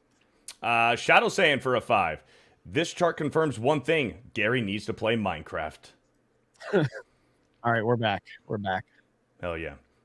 Marcus Henry for 2. Ariel Mack, the best casting for Little Mermaid. Dara Muth. So I want to get back to like who farted. It's a good question. I said he heard played it you. back and Well, heard it. no, I know Apparently that's what I somebody heard. did. So what I had it on my phone, so I heard that you said you went back and you said somebody did. So it's loud too. Like it's not even like a little thing. Pull it up. Pull it up. All right, let me see if I can go back. I think Steph, did you just find it? Pull it up. All right, let me go back Mike. I think Mike's doing a good job of getting ahead of the curve by like trying to like oh I found it. This like, ain't my first fucking Fartgate, okay? I have know, but this guy with a million fucking subscribers throw me under the fucking bus. You're projecting pretty No, hard, there ain't so no it fucking seems- projecting. It seems like you're his staying fucking ahead of fans it. followed me for months afterwards, yelling at me in my own fucking chat, showing up and being like, "I know it was you, man," and then leaving. They didn't even stick like around Mike to watch would the admit fucking it. stream. I've admitted way worse stuff on I don't stream. I don't give a know. fuck. I feel like anybody on this panel would admit, except for the girls. So that kind No, of. I would fucking admit if I ripped like- one. I was muted. I was muted. The girls are always muted for. Yeah. I'm gonna go back and check this out. I'll be right back. I don't think it was me. Jay is the obvious one. Like he's obvious. First of all, this mic wouldn't even pick it up. He went viral for it. That's true. So Like that makes Steph like probably the one that is most likely. But I'm muted. She has an XL or she But has a I'm USB muted. mic. Like But no I'm one else, muted. no one with an I am XLR mic. muted. So what is Mike? What type of microphone does Mike have? I think he's got a USB mic. He has the one that when something goes loud, it cuts out. Oh, it's he's Mike. got a Mike Yeti. farted. Mike got a Yeti mic. 1000% farted. Look at it right now. He's probably cleaning his pants right now. That's why he disappeared. It was Mike. It was Mike. If he has a USB mic, when he comes back, if he confirms it's a USB mic, it's 1000% him. How come it doesn't show? I know it is. I know he's got a USB mic. You can just tell by the plug. Yeah. It's always an epic fart. Can I power through a little bit? Let's go. Daramuth for $2 on Rumble. Jeremy, if you're going to play Minecraft, look up mod packs for, I'd recommend Sky Factory 3 or a Pokemon-like one called Pixelmon. Worth looking into at least. Okay. I mean, obviously, I'm all about like any recommendations or anything like that because I truly know nothing about Minecraft. I know nothing. Oh, shit. Cam-Man has a good one. Epic What? Shart. I mean, look at the evidence, bro. He's still gone. He's like gone, man. cleaning that mess up. Fuck. Honey, where are the wet wipes? 6 Riverson for 2. Jeremy, you and Geeks and Gamers better let Rupa in the G&G mansion. I mean, yeah, we only let like multimillionaires in here. I'm not sure he's a multimillionaire yet, so we'll see. Stanky Poo. Oh, Stanky Pussy. Pussy. Yeah, Pussy. Put a little bit of, extra added flair on that. Stanky Pussy. He tried to power through on that. I tried to. I wasn't sure what I was getting myself into. In quotes, it's not the people who vote that count. It's the people who count the votes. Krista Stalin. Well, shout out. Thank you, Stanky Pussy. Cellular Dream for 5. For real, y'all playing kitty games all the time, man. I need mature violins. I need mature violence, maybe. Thank you, Cellular Dream. Justin Hudson Guitar for $2. Awesome hair, Melanie. That's easily worth my $2. Thank you, Justin. Pat over on Rumble for 5. Disney should open up Taco Bell restaurants inside their theme parks. That'd be cool. Sketch for 2 says blah. Thanks, Sketch. Marcus Henry for 5. Hot holstered. All right, here we go. Hot holstered hammers, hectically hitting herbs, homiciding, helicopter hijacker, holding hostages, horrifying. Thank you for the 5. Gary's Beard Crabs for 5. I'm an unaffiliated orange gigantin with my own onions. Hail the 199, the Fellowship, Poison Ivy Mac, Whispering Craig, Black Stan Lee, and Ban J. Ban J. Ban J. With that. I'm okay with that. Yo Pops for 2, tagged at my Cobra Home. Thank you, Yo Pops. Dr. Quagsire for 5. On today's Real BBC, Gary laughed at your G&G Daily stream, then read an article that made him say, I suck COX. If I fucking say that, man, Tom, it'd be Tom. I ain't saying it. I'm not saying it. Jay's Secret Racism for 2. Beardo's favorite cookies are double doo-doo chocolate. Thank you. Shaker Maker for 5. Forget the shit cookies, Beardo. Invest in Cunningham muffins. Yeah, I'd eat there. Yo Pops for 2. At Fear the Feces. Oh, gross. Beardo's poop cookie for $2. Put all the attention on me, Jeremy. Eat the edges. I don't think he's going to do it. Steiner Math for 5. Macho Ma'am Abby Savage and Freakzilla, the Big Papa Pump in the ultimate pose down. Who wins? Say that. So who's the wrestler? Macho Ma'am Abby Savage and Freakzilla, the Big Papa Pump in the ultimate pose down. Who wins? Big Papa Pump. Big Papa Pump. 100%. Vice for $5. Jay is a flagay. Sure. Thank you. Vault 95 Survivor for $1. Beardo eats poop cookies the round way. Jay Secret Racism for 5. Beardo's Boo Boo Butter and Bread Bakery is the best bakery in the business, bar none. We're working on it, man. We're working on it. A Spoon Jay woke up next to after poop cookie coma for $2. Jay, don't forget to make your bed before you leave. Okay. God, this. Thank you for the reminder. I'm glad we did have about 2 hours of respectable conversation tonight. Now we're full on into Tuesday night's main event. We're full on. We're this now. Okay, Mike. I've been going through so much. Oh, here we go. What kind of microphone do you have? A Samsung G-Track Pro. Is it a USB mic? Mm-hmm. Oh, okay. But you're guilty. We know that you farted now. It's okay. How am I guilty? Because we all have XLR mics. They're not going to pick up our farts. Only if you have a USB mic. And the girls have, Steph has a USB. You have my mic one, is muted half the time. You just left the stream to clean it up. How the fuck am I going to clean up a fucking live stream that's going on right now? You sharted. That doesn't make any sense. You had to clean up. No, if I shit my pants, I would be like, yo, I just shit my pants, and I get up and walk away. I don't give a fuck. I don't got time to sit there and turn my mic off and shit. I get up and go clean myself up. You're not going to I'm not going to sit in my fart for fucking 5 minutes. You're not going to hear. God damn. Sit in my shit for 5 fucking minutes trying to hide the fact that I shit my pants. If I shit my pants, I shit my pants. Damn. Woo. Y'all out of control, man. Listen. What does the fucking quartering have for a mic? Does he have a USB fucking mic? I might have. I don't know. I'd have to go back and look. Here's the thing. Most of the time, my mic is muted. Like, I mute it right.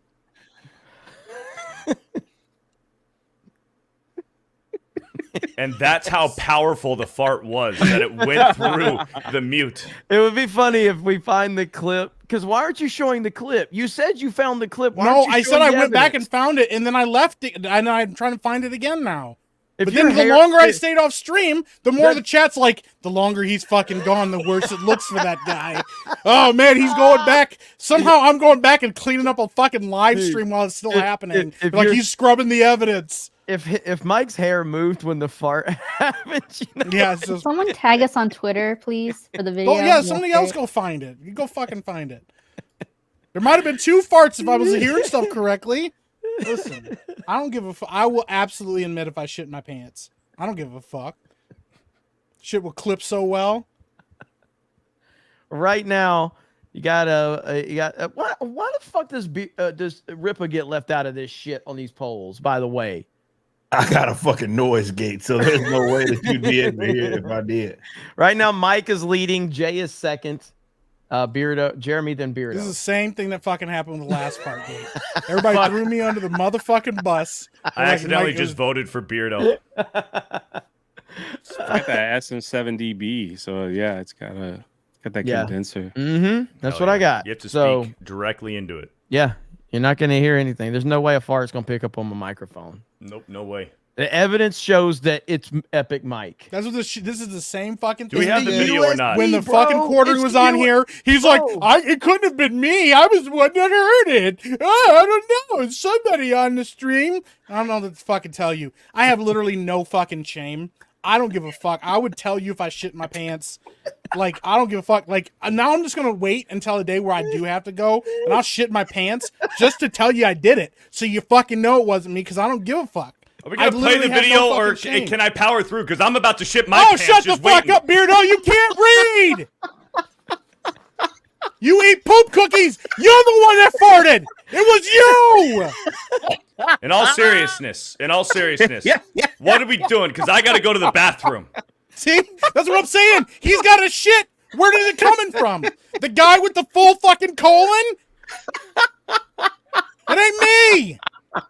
Okay, in hindsight, I have to take a piss. But seriously, what are we doing? We played the video, I'm powering through. I gotta take a piss. I can't find it. I fucking close it down again. So apparently I'm scrubbing the stream. Man. Oh, man. I can't even do my own fucking videos, let alone edit somebody Just power else's through shit. till we find it. Son of a Or bitch. someone tags us. Stickle Jana? Fuck! Holy for $5. shit, bro. Here's something to go towards pre-ordering the Marvels on 4K. Get a copy while you can. It might be the only way to watch it soon. Thank you, Stickle Jana. Jay, Secret Racism for $2. Jay, was Gina next to you when you got spooned? Good one. Sketch for $2. Jay, you look less dumb today. Good job, I guess. At least I ain't broke. Damn. Holy shit, bro. All right, fantastic, Mr. Knox for $5. Did you guys hear Steven Yen was supposed to be Sentry in some MCU films? Good thing he bailed out. Yes, yeah, we talked about that on Daily, I think. Ministry of Wrong Thinking for $5. Anyone notice the hands poster for Echo literally looks like a totem pole? Who the hell approved of that shit? I saw it. It was funny. Well, Native Marcus American Henry for shit. $2. Melanie Mack, go, dog, pound. Let's go. Man, how awesome would it be for a Browns-Lions Super Bowl? I'd watch the shit. The NFL would never allow that. That's what I'm pulling for, man. Oh, That would be a fucking competitive game, though. The NFL would not want that to happen, but because this is what I've talked about many times, where I've talked about like the NFL. I don't think the NFL is rigged, but the NFL is controlled. They definitely want certain teams to It's be controlled. in a position. Yeah, Yep. everything is like sports, all that. It's controlled. It's not rigged where they're like, we are going to literally rig the game, but they definitely make sure to get the results that they are favorable for the business. There's no doubt about that. And if you don't believe that, you're retarded. Okay, it's the truth. Yeah, they control it to give them the best business model possible for what they want to do. Because ultimately, I still think that's a stretch. I think they have their favorites. They have their favorites, and they put teams. They put teams in prime time so that they'll get the more viewership in prime time games. They're not going to, put the Chiefs at 1 o'clock on a Sunday every single week. Like they do what they need to do to maximize their profits, but I don't think they control, because that would mean that that they tell the refs how to officiate games. I don't even think that's the case. No. I don't think it's that in depth. But what I'm saying though is that it's definitely like, you go back to the Jordan rules, all right? And that's the thing. Like when Michael Jordan was in the league, people would complain that he they don't call Jordan for the same fouls that they call her. Well, of course, he's Michael fucking Jordan. You know what I mean? They want Jordan to succeed. When Jordan is in the playoffs and in the finals, it's better for the league. When Brady, when Manning, when the Cowboys, like obviously they would love to have the Cowboys in the playoffs in the Super Bowl every year, every other year. That ain't happening, but they want that. They want them in there, and they want to try to get them to the position where they can get that. So, but I don't think it's rigged outright. No, I don't think that. Like, I think that college football would have rather had Alabama and Michigan in the national championship this year. If they wanted it their way, Alabama, Michigan sells great. I think they probably wanted Alabama, Texas, because with everything going on with Harbaugh and Michigan and all the allegations, they didn't want Michigan in there. Potentially. Are we getting the timestamp for the fart? Is that what everybody's That's what everyone's timestamping? posting, yeah. All right. So 2:30:07 is what everybody's saying the fart was. Somebody pull this up. 2:30:07. Somebody pull that up. I'm not sharing my screen for shit. All right, because I'm tired of my Google Chrome crashing with StreamYards. So somebody find it. Is somebody looking it up? Can somebody confirm? I ain't doing nothing. Can somebody fucking look it up? I can't do it I am because I don't have sitting here children. holding Okay. my fucking piss right now, just waiting. Jay, can you do something? I don't know how to pull that up. Jesus Christ. What are we doing? I'm trying to find it. What are we doing? What Jay are we goes doing live here? every Saturday on YouTube. I know it, Jay.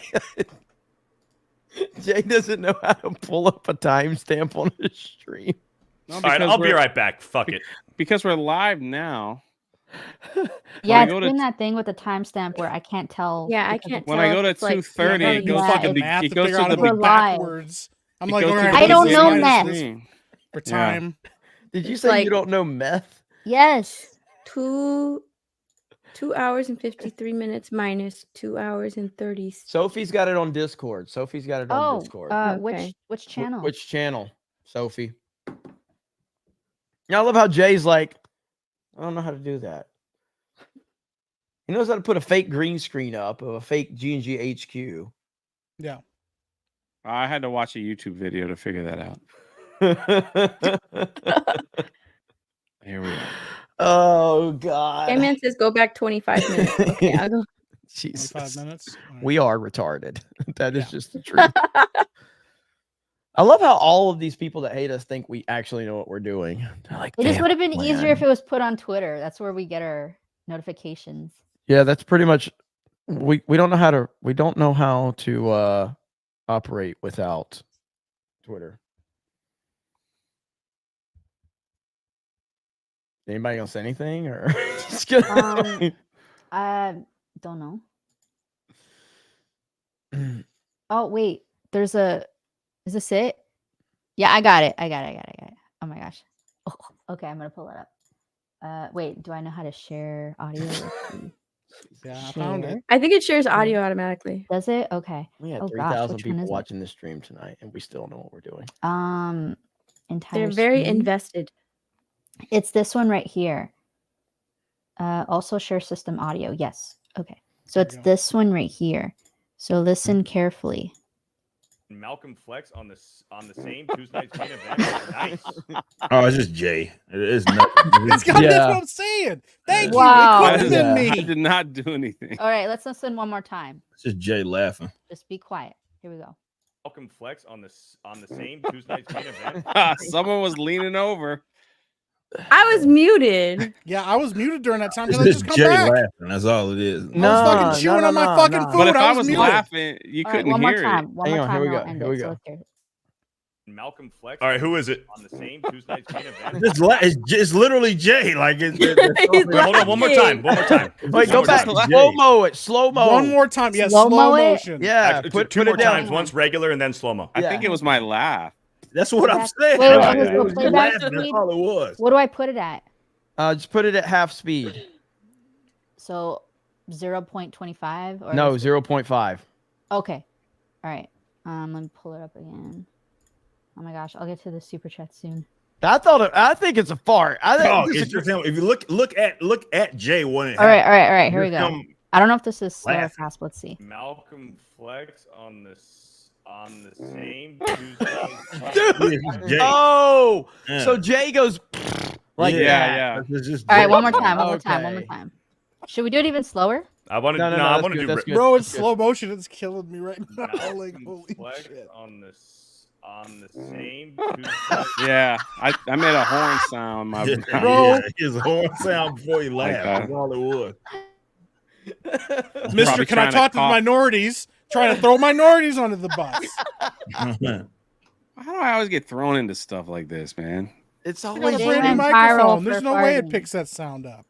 I'm like, come on, man. Damn it, Jay.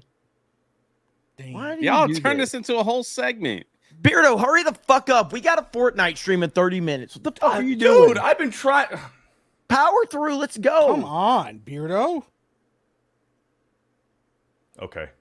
Ministry of Wrong Thinking for 5. Joel would have survived if he wasn't such a party animal. No, seriously, Joel died because he had the club on his mind. Good one. Oof. Jay Secret Racism for $2. Jay on FNT equals Fleabag in Indiana Jones 4. God dang, thanks. All right. Eddie for a 199. Melanie, some say look. Melanie, some say that I look like Hitler.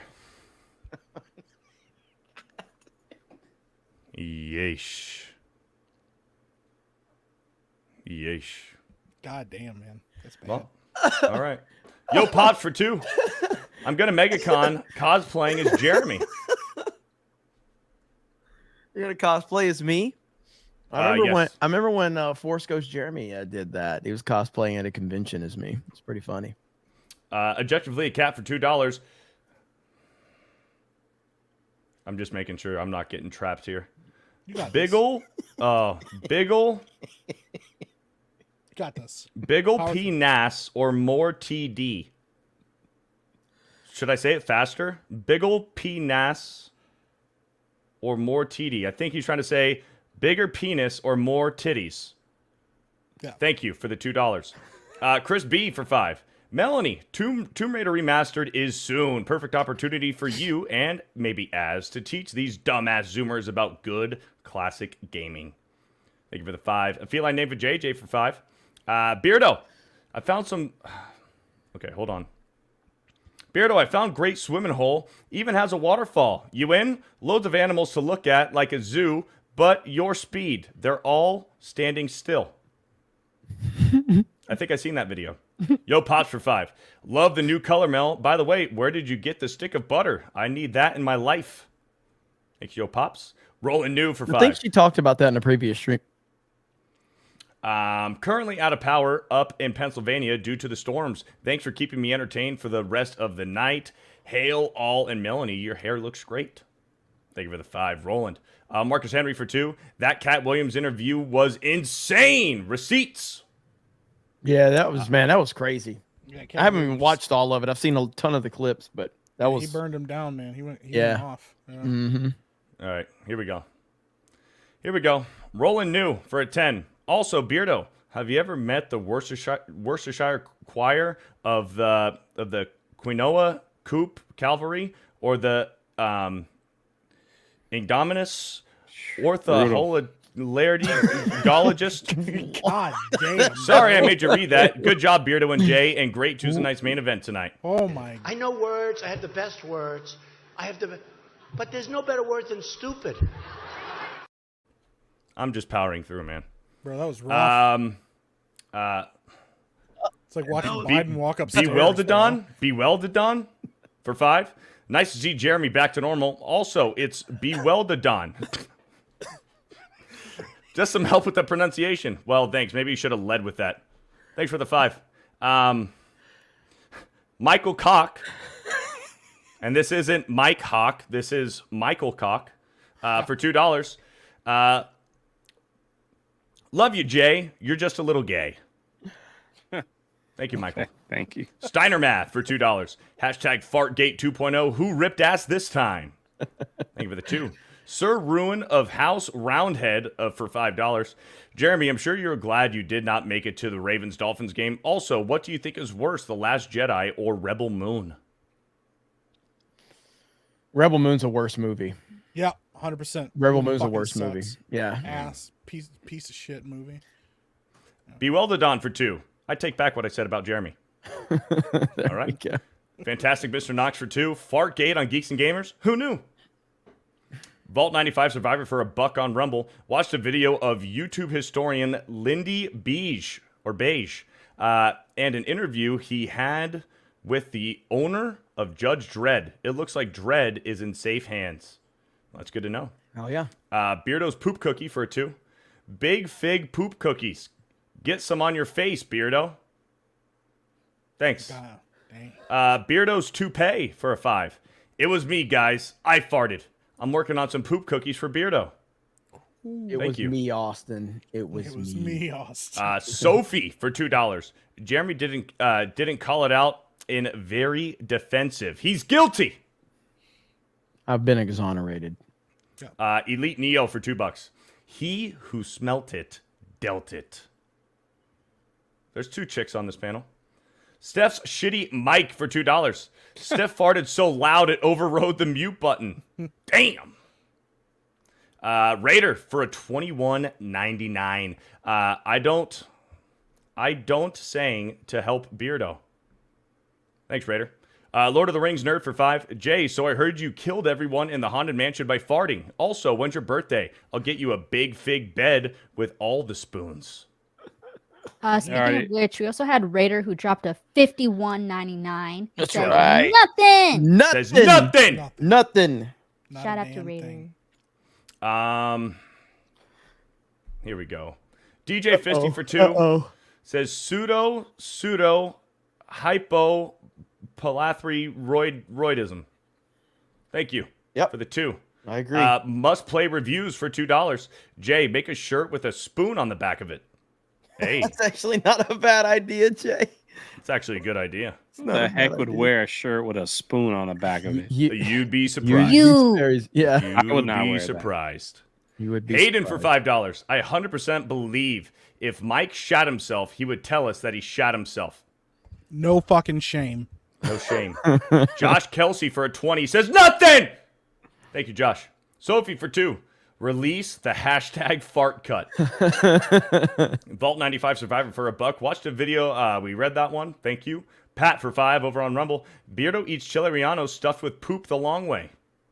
I'll pass. Rito Gaming for a $1.99. Release the fart cut.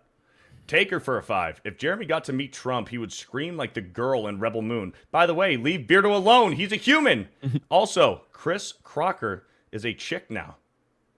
I really don't get, like, I don't do the whole starstruck stuff too much. I do like to, like, I met Ric Flair one time. I think Ric Flair is like one of the great. I don't think Ric Flair is one of the greatest of all. He is the greatest of all time. Okay. And it was at a convention. I didn't stand in line. I was there working the convention with G&G. I just walked up to him and said, "Sir, I just want to shake your hand. I appreciate you. You are the GOAT, and just as a show of respect." I would, if I met Trump, I'd shake his hand. I'd tell him I appreciate him. That's it. Like, this motherfucker meets hundreds of thousands of people every week. He ain't gonna remember me. You know what I mean? I ain't there to waste a man's time. So, you know, that's not how I roll. I don't really care about that kind of stuff. Jay's Secret Racism for $2. Jay, I might be broke, but at least I'm not Jay. Thank you for the 2. King's Advisors for $5. From Who Farted to NFL Conspiracies. Welcome to Tuesday night's main event. That's true. What's up, Kings? Jeffrey for $5. Does anyone know of what the shotgun trap picture in the Ari remake is a picture of? I cannot figure it out and seek the wisdom on. This is jacked up. Seek the wisdom of the council. One of the council, maybe. Anyone know what the shotgun trap picture in the Ari remake is a picture of? I have no idea. No idea. Mr. Knox, fantastic Mr. Knox for $2. Neil Druckmann looks like a loser at the Oscars. Yeah, I saw that clip y'all put in the private chat. He's pathetic. Michael Koch for another $2. Are you saying the NFL is full of riggers? Potentially.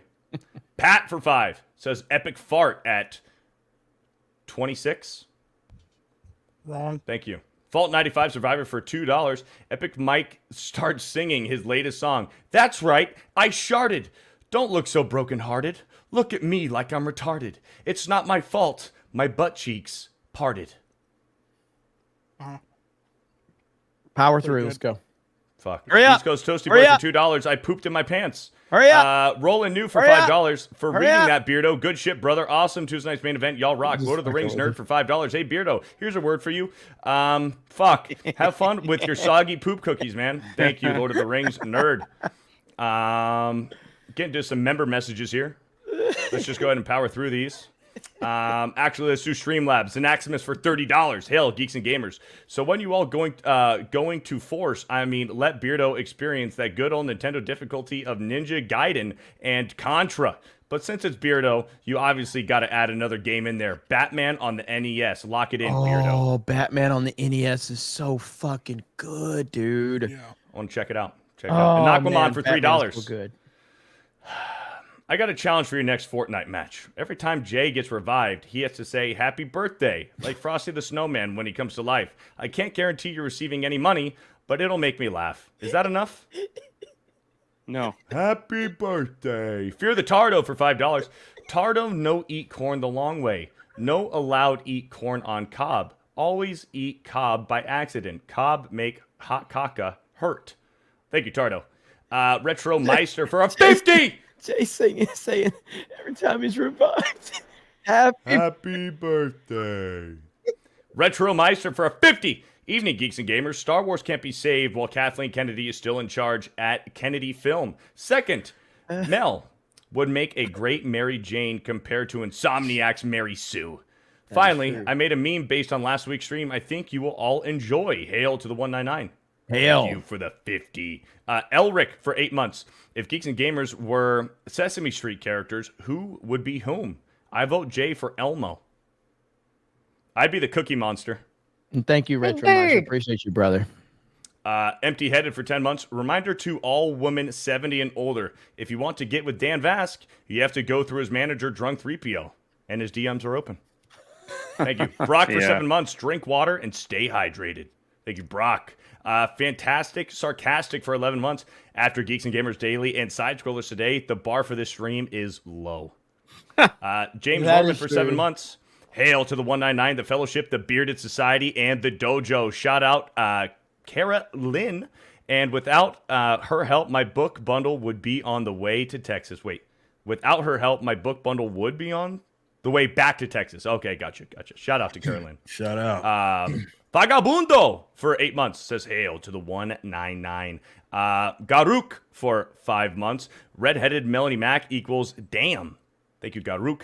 Uber driver of the apocalypse for 2 months. Hail Tuesday night's main event. Jeremy, Rip Up, Beardo, Melanie, your hair is awesome, etc. And especially Jay, more Kiss My Grass videos. Hail to the 199. Bradley Scott for 10 months. Speaking of Long John Silver's, Jeremy, fishing video? One day. Cocksnot gifted 5 memberships. Thank you, Cocksnot. Dave Chandler for a month. Geeks and Gamers has been an endless source of relief and hilarity over the past few months. From Mario Kart, Party Animals, and Tuesday's main event, I'm spoiled for fun. Thank you. And then there's Dave Chandler gifting 10 memberships. Mike Hawk gifted 5 memberships. Lord Pterodax became a member. Old Trucker gifted 5 memberships. Deflect for 6 months. Mel's not a redhead. She's transitioned into a redhead. I don't like the change. Tumbull Tactical Jay, and Outdoors. private chat. Tumbull for 6 months. Star Wars, Marvel, DC, Doctor Who, The Witcher. It's all dead. Anime and manga and stuff like what you guys do is the future. Eric K for 29 months. Fortnite is king with you young kids. The 6 and 7-year-olds are the ones slaying Jeremy. He's not wrong. He's not wrong. Dirty Jersey for 8 months. I'd wager if Jay, Theory, and Ryan were put in charge of Star Wars, it would be profitable within 1 year. They'd be printing cash. Instead, we have Kathleen Kennedy and social justice trans David Attenborough. Dominion for 3 months, says 199. Baked Ewok for 7 months. Need a new album drop for Backwards. Tour also needs to happen. J.S. Pena for 5 months. While Godzilla -1 deserves all the love it's getting, another Japanese film that deserves love is Shin Ultraman. It has themes of hope and monster battles. Thank you, J.S. Pena. Clandestine for 10 months. Power through, buddy. I am trying. Does Beardo like Fudger Fingers, or does he prefer classic candy bars like Mounds? I like Almond Joys. The Lost Tales for 12 months. Jay looks like he's promoting low prices in front of a marijuana dispensary. Damn. Johnny Lightfoot for 8 months. Hail, Tuesday night's main event. Disney Star Wars is like a poop cookie. The shills will try to eat around it to make it look good. In reality, it's still crap. That's what I'm saying. Loquacious for 2 months. Jay, we need more frequent patches and rum podcast, more pirate content in general. Jeremy, Razorfist on CobraCast. When? Today was the greatest daily. Yeah, I'd love to get Razor Fist on for sure. I appreciate you guys like those. We had a big crowd, like 300 people came into that pirate podcast. It's completely different. I didn't expect that.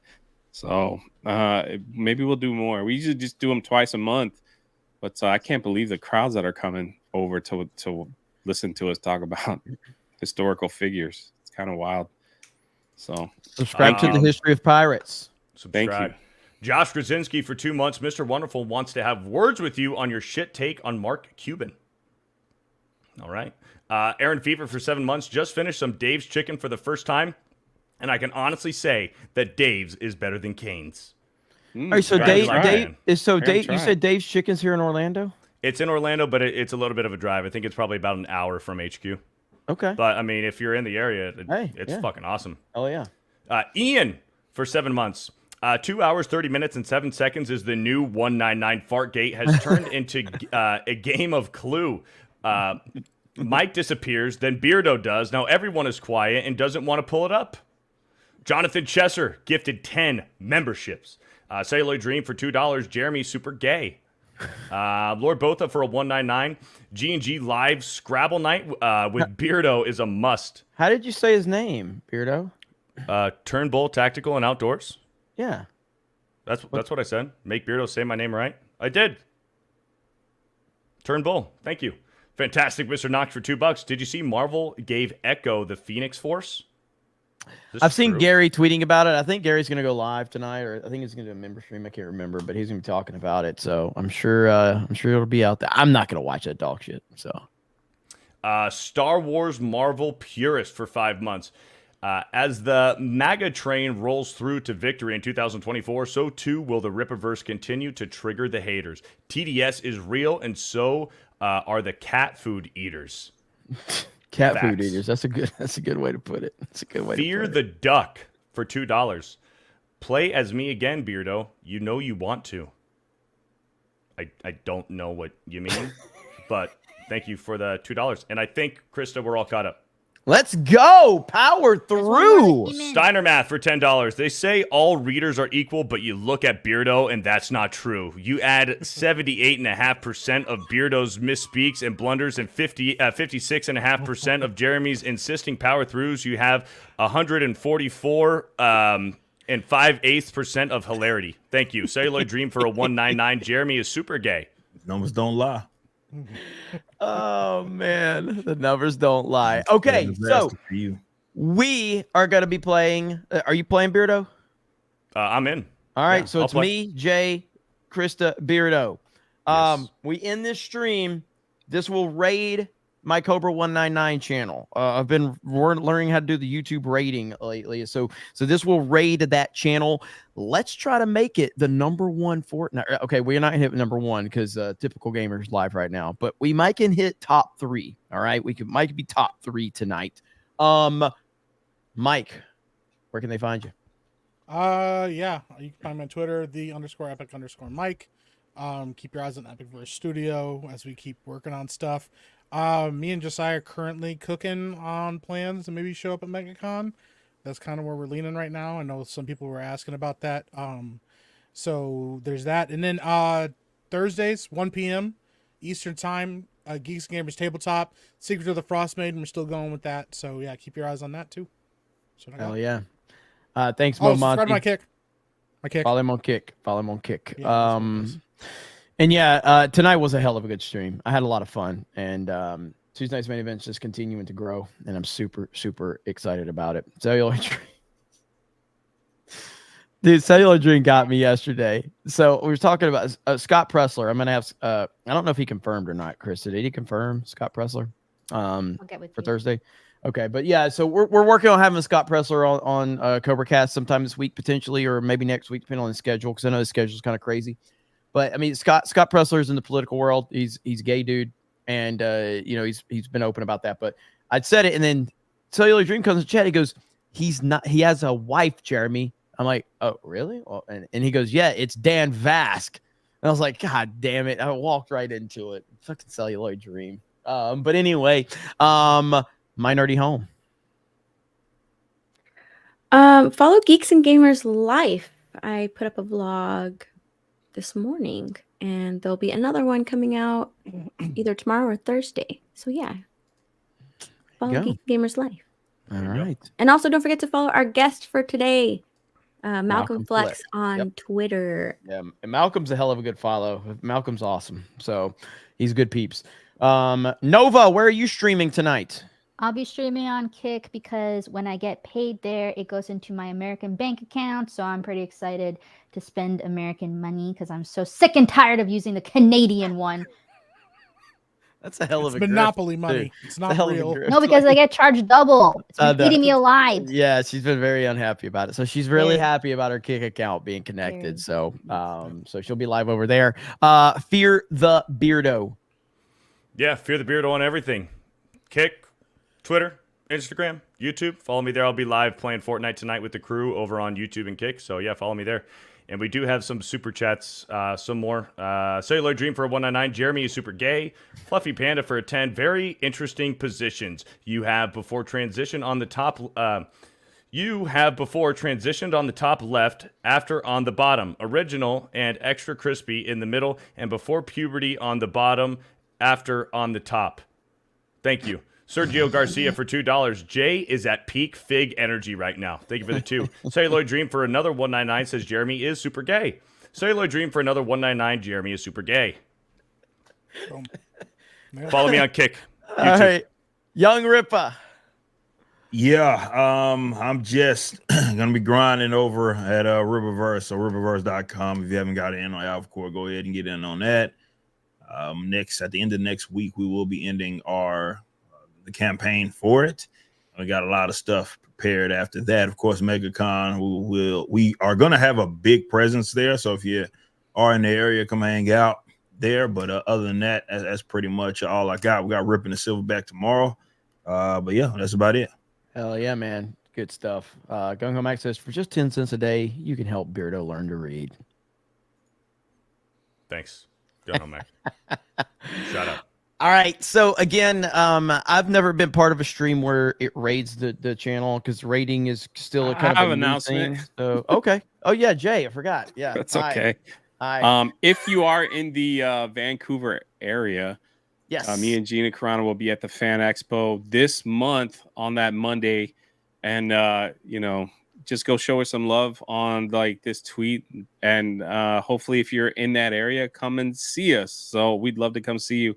I've never been to Vancouver, so this is my first time going over there to Canada. So what a sauce we got to do Megacon, and then we're gonna head on over to Vancouver really, really soon. So if you're over there, come say hi to us. Come say hi to us. It'd be awesome to see you. And to that point, yes, go over to that tweet. I retweeted it. I think Jay retweeted it. Show her some love over there. Because all the stupid weirdos. This is why these weirdos have any impact, because they drowned out the majority of people that are just normal as hell. Go over there and you ain't gotta call them names. You ain't gotta fight with them. Just talk about how much you love Gina. That's it. That's all you got. That's all you gotta do. Because these freaks are screaming and crying and all that. So go show Gina some love. She deserves it. And that's all it takes, man. Just show some support over there. So, all right. So go follow Drunk 3PO over on Kick. I think it's where he'll be live, and Drunk 3PO's Basement for his YouTube channel, which is just monetized. All good. So, other than that, thank you all so much. Let's continue the chat over on the Cobra 199, which you will get rated. Go ahead. Really quickly, if you enjoyed our guest, Malcolm Flex, he just confirmed he will be guesting on Sports Wars this Sunday. So follow, go and subscribe to Sports Wars. Hell yeah. If you haven't already. Malcolm's cool people, man. He's cool people. So, all right, guys, thank you so much. Have a great day, and we will talk to all of you later. Bye, everyone.